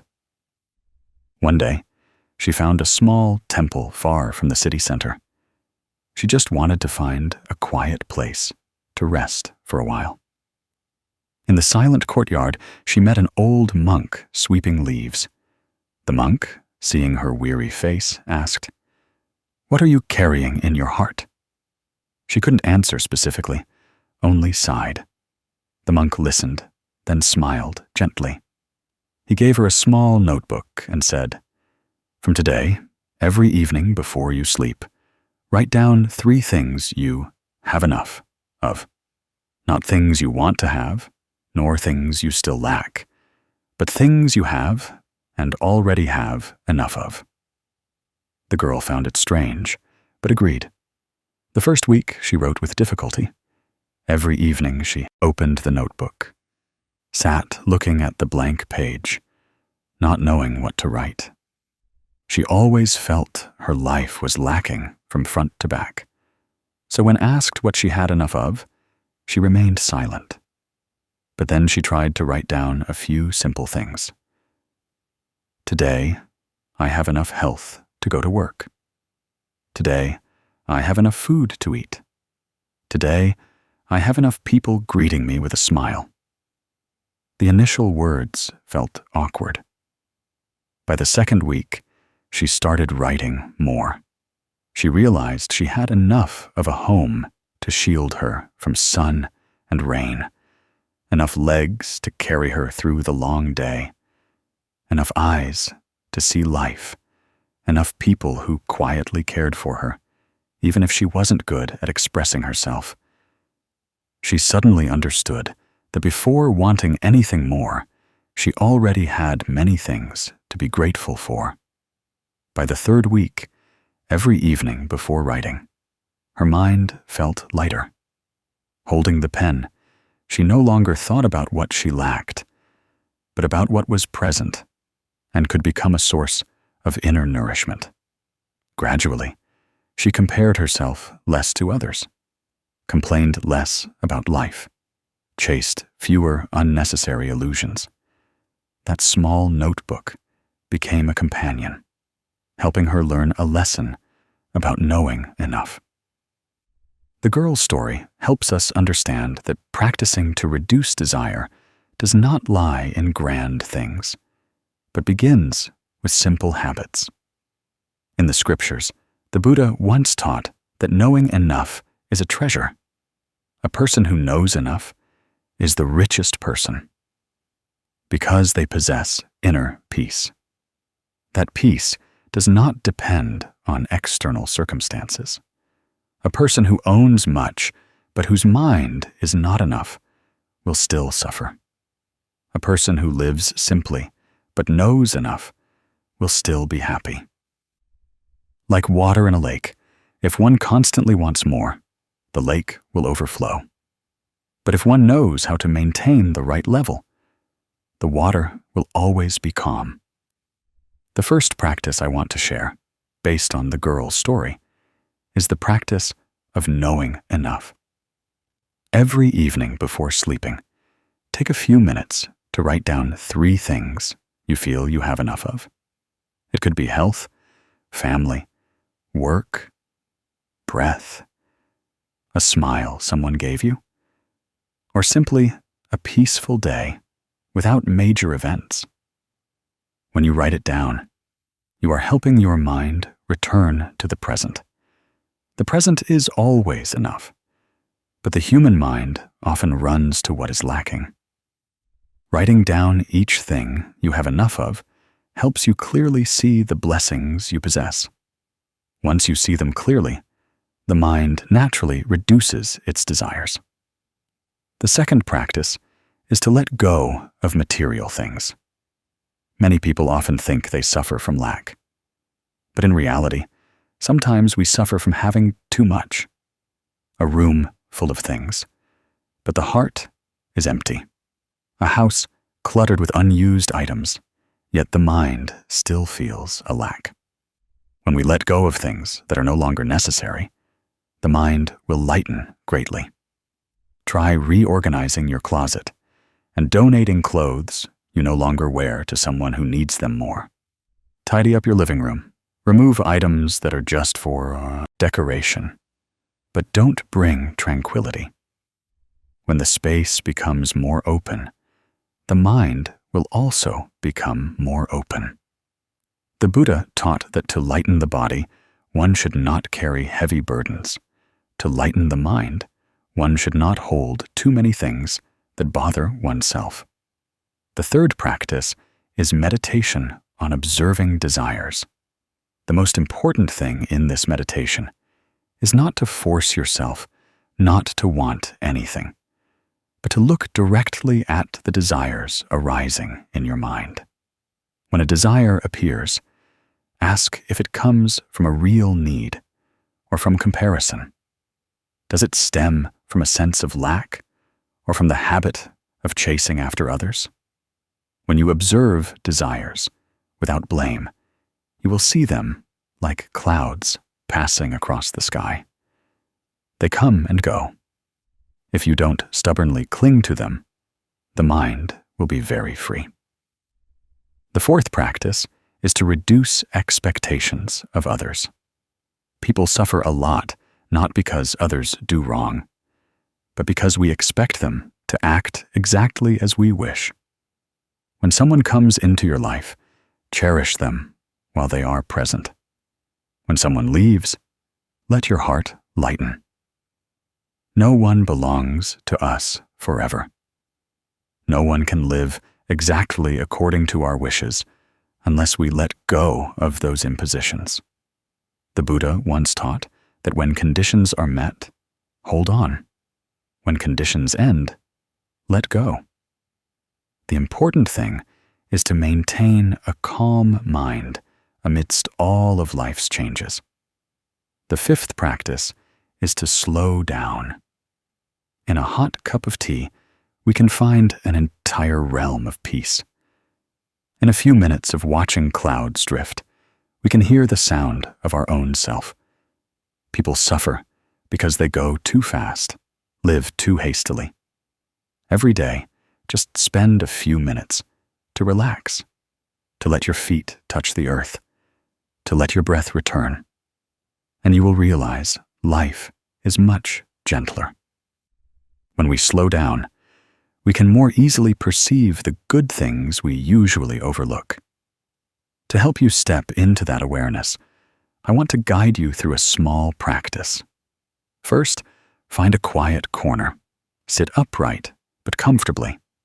Close your eyes. Bring your attention to your breath. Inhale deeply to feel the air entering your chest. Exhale gently to release the pressure of the long day. When your mind begins to settle, ask yourself, what do I have enough of today? Just one thing is fine. When you find it, smile gently, as if giving yourself a gift. This practice only takes a few minutes, but naturally helps the mind reduce desires. After all these shares, the biggest lesson from this section is that every day you reduce one desire. You reduce one suffering. A person who knows enough will have the richest life, because they possess a peace that nothing can exchange for. I hope you remember that happiness does not lie in what we achieve in the future, but in the ability to see what we have in the present. The ancients once taught that flowing water becomes clear, and a released mind becomes light. A lake only becomes muddy when someone stirs it up. Similarly, each person's mind truly suffers only when it is agitated by excessive desires. When we know how to stand still, know how to turn inward, we realize that all the vexations we've carried for so long did not come from life, but from the waves created by our own hearts. Life is impermanent. Everything changes daily. And only by accepting that change can we step into the deepest peace. Speaking about desire in Buddhism is not to advise people to live in isolation or to abandon everything. The Buddha never taught us to live passively. He only reminded us that excessive desire is the root of suffering, because it makes us constantly chase after what we don't have and forget what is present. When the mind wants less, the mind suffers less. When the mind knows enough, the mind is naturally at peace and joyful. When we don't chase after worldly scenes, freedom can be touched in every breath. This is not a distant truth, but something everyone can experience right away when they know how to stop at the right time. Human beings inherently carry a strange psychological mechanism. When they don't have something, they wish for it. When they have it, they fear losing it. When it's lost, they regret it. The mind is constantly pulled like a kite without a string. The more we chase after external things, the more we lose our inner peace. When we look deeply into the mind, we will see that desires are actually just natural reactions of the ego, wanting to assert itself. We want more because we think we will be happier. But the more we want, the more we feel a lack. It's like drinking seawater. The more you drink, the thirstier you become. Desire never stops if we don't see its true nature. Human life often isn't weary because of work or circumstances, but simply because the mind is always rushing forward too quickly, worrying about tomorrow, regretting what's past, while the present slips by unconsciously. Suffering often doesn't come from adversity, but from our inability to stop and take a deep breath to see what we are doing with this life. A man once recounted that his entire youth revolved around 3 things: earning a lot of money, achieving a very high position, and proving to everyone that he was second to none. He chased project after project, goal after goal, working overtime endlessly, proud that he had never taken a day off. Until he became wealthier and more successful, he feared losing what he had even more. Once, on his way to work, he collapsed from exhaustion. The hospital announced that his body had been under too much pressure, and if he didn't change, he would pay a very high price. Lying in the white hospital bed, he realized he had never truly lived his life. He bought many things, but couldn't buy time, achieved success, but lost his health and loved ones.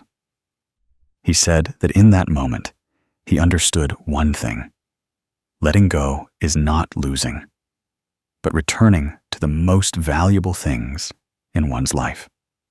From then on, he began to learn to slow down, breathe deeper, love more, and desire less. And he found it strange. The less he wanted, the lighter his heart became. In Buddhist scriptures, there is a saying that the one who knows enough is the richest. The meaning of this teaching is not to tell us to be content with our lot, but to understand that true wealth lies in the ability to perceive correctly. When we know how to cherish every small thing that is present, we become complete. When we know how to reduce desire, we become free. The Buddha once emphasized that all suffering arises from clinging. When we cling too strongly to a wish or an object, we will be controlled by it. Conversely, when the mind knows how to let go at the right time, suffering will naturally dissipate like mist dissolving as the sun rises. The Buddha's words are always simple, yet profoundly impactful. If one can live just a fraction of that way, how much lighter life would be. If you are listening to this video, I invite you to practice a small exercise right now to feel more clearly, the return to yourself, gently place your hand on your chest or lower abdomen where you feel your breath most easily. Gently close your eyes if possible. Take a deep breath in and feel the air entering your body as if you are receiving peace. Exhale very slowly and imagine you are letting go of something that weighs heavily on your heart. Simply inhale and exhale like this for a few breaths. Don't try to achieve anything. Just observe the rise and fall of your breath, knowing that in this very moment you are alive. You lack nothing and don't need to run anywhere. Everything you need is present right here in your inhaling and exhaling. If there is any desire that is making you weary, relax and smile at it. Allow your mind to rest for a moment. When the mind stops, all suffering will naturally resolve itself. As this video's journey ends, the most important thing is not how many teachings you remember, but how much you truly live with a mind that has fewer desires. Everyone has their own path, their own feelings, their own challenges, but everyone will eventually need to learn the lesson of returning. Not returning to the past, but returning to oneself. For only when we can return to ourselves do we understand that peace does not come from the outside, but from the mindfulness of the inner self. When the mind wants less, the mind suffers less. When the mind knows enough, peace and joy are present. When the mind does not chase after worldly scenes, freedom lies right in every breath. We come to this world not to accumulate a lot, but to learn to gently let go and live each moment deeply. Each time you can let go of an unnecessary desire, you are opening a lighter door for your life. Each time you breathe deeply and smile, you are planting a seed of peace. And each time you know how to return to yourself, you are taking another step on the path to liberation from suffering. If you have listened this far, I send you my sincere wishes. May your heart always be warm enough to love, wide enough to forgive, and clear enough to abide peacefully amidst life's many changes. May the vexations present within you gradually dissipate like morning mist in the sunlight. May you find a tranquil way of life, a deep breath, and a heart that knows enough. And may your mind become lighter, more peaceful, and freer each day. I wish you peace, lightness, and always remember that when the mind has fewer desires, suffering naturally dissipates.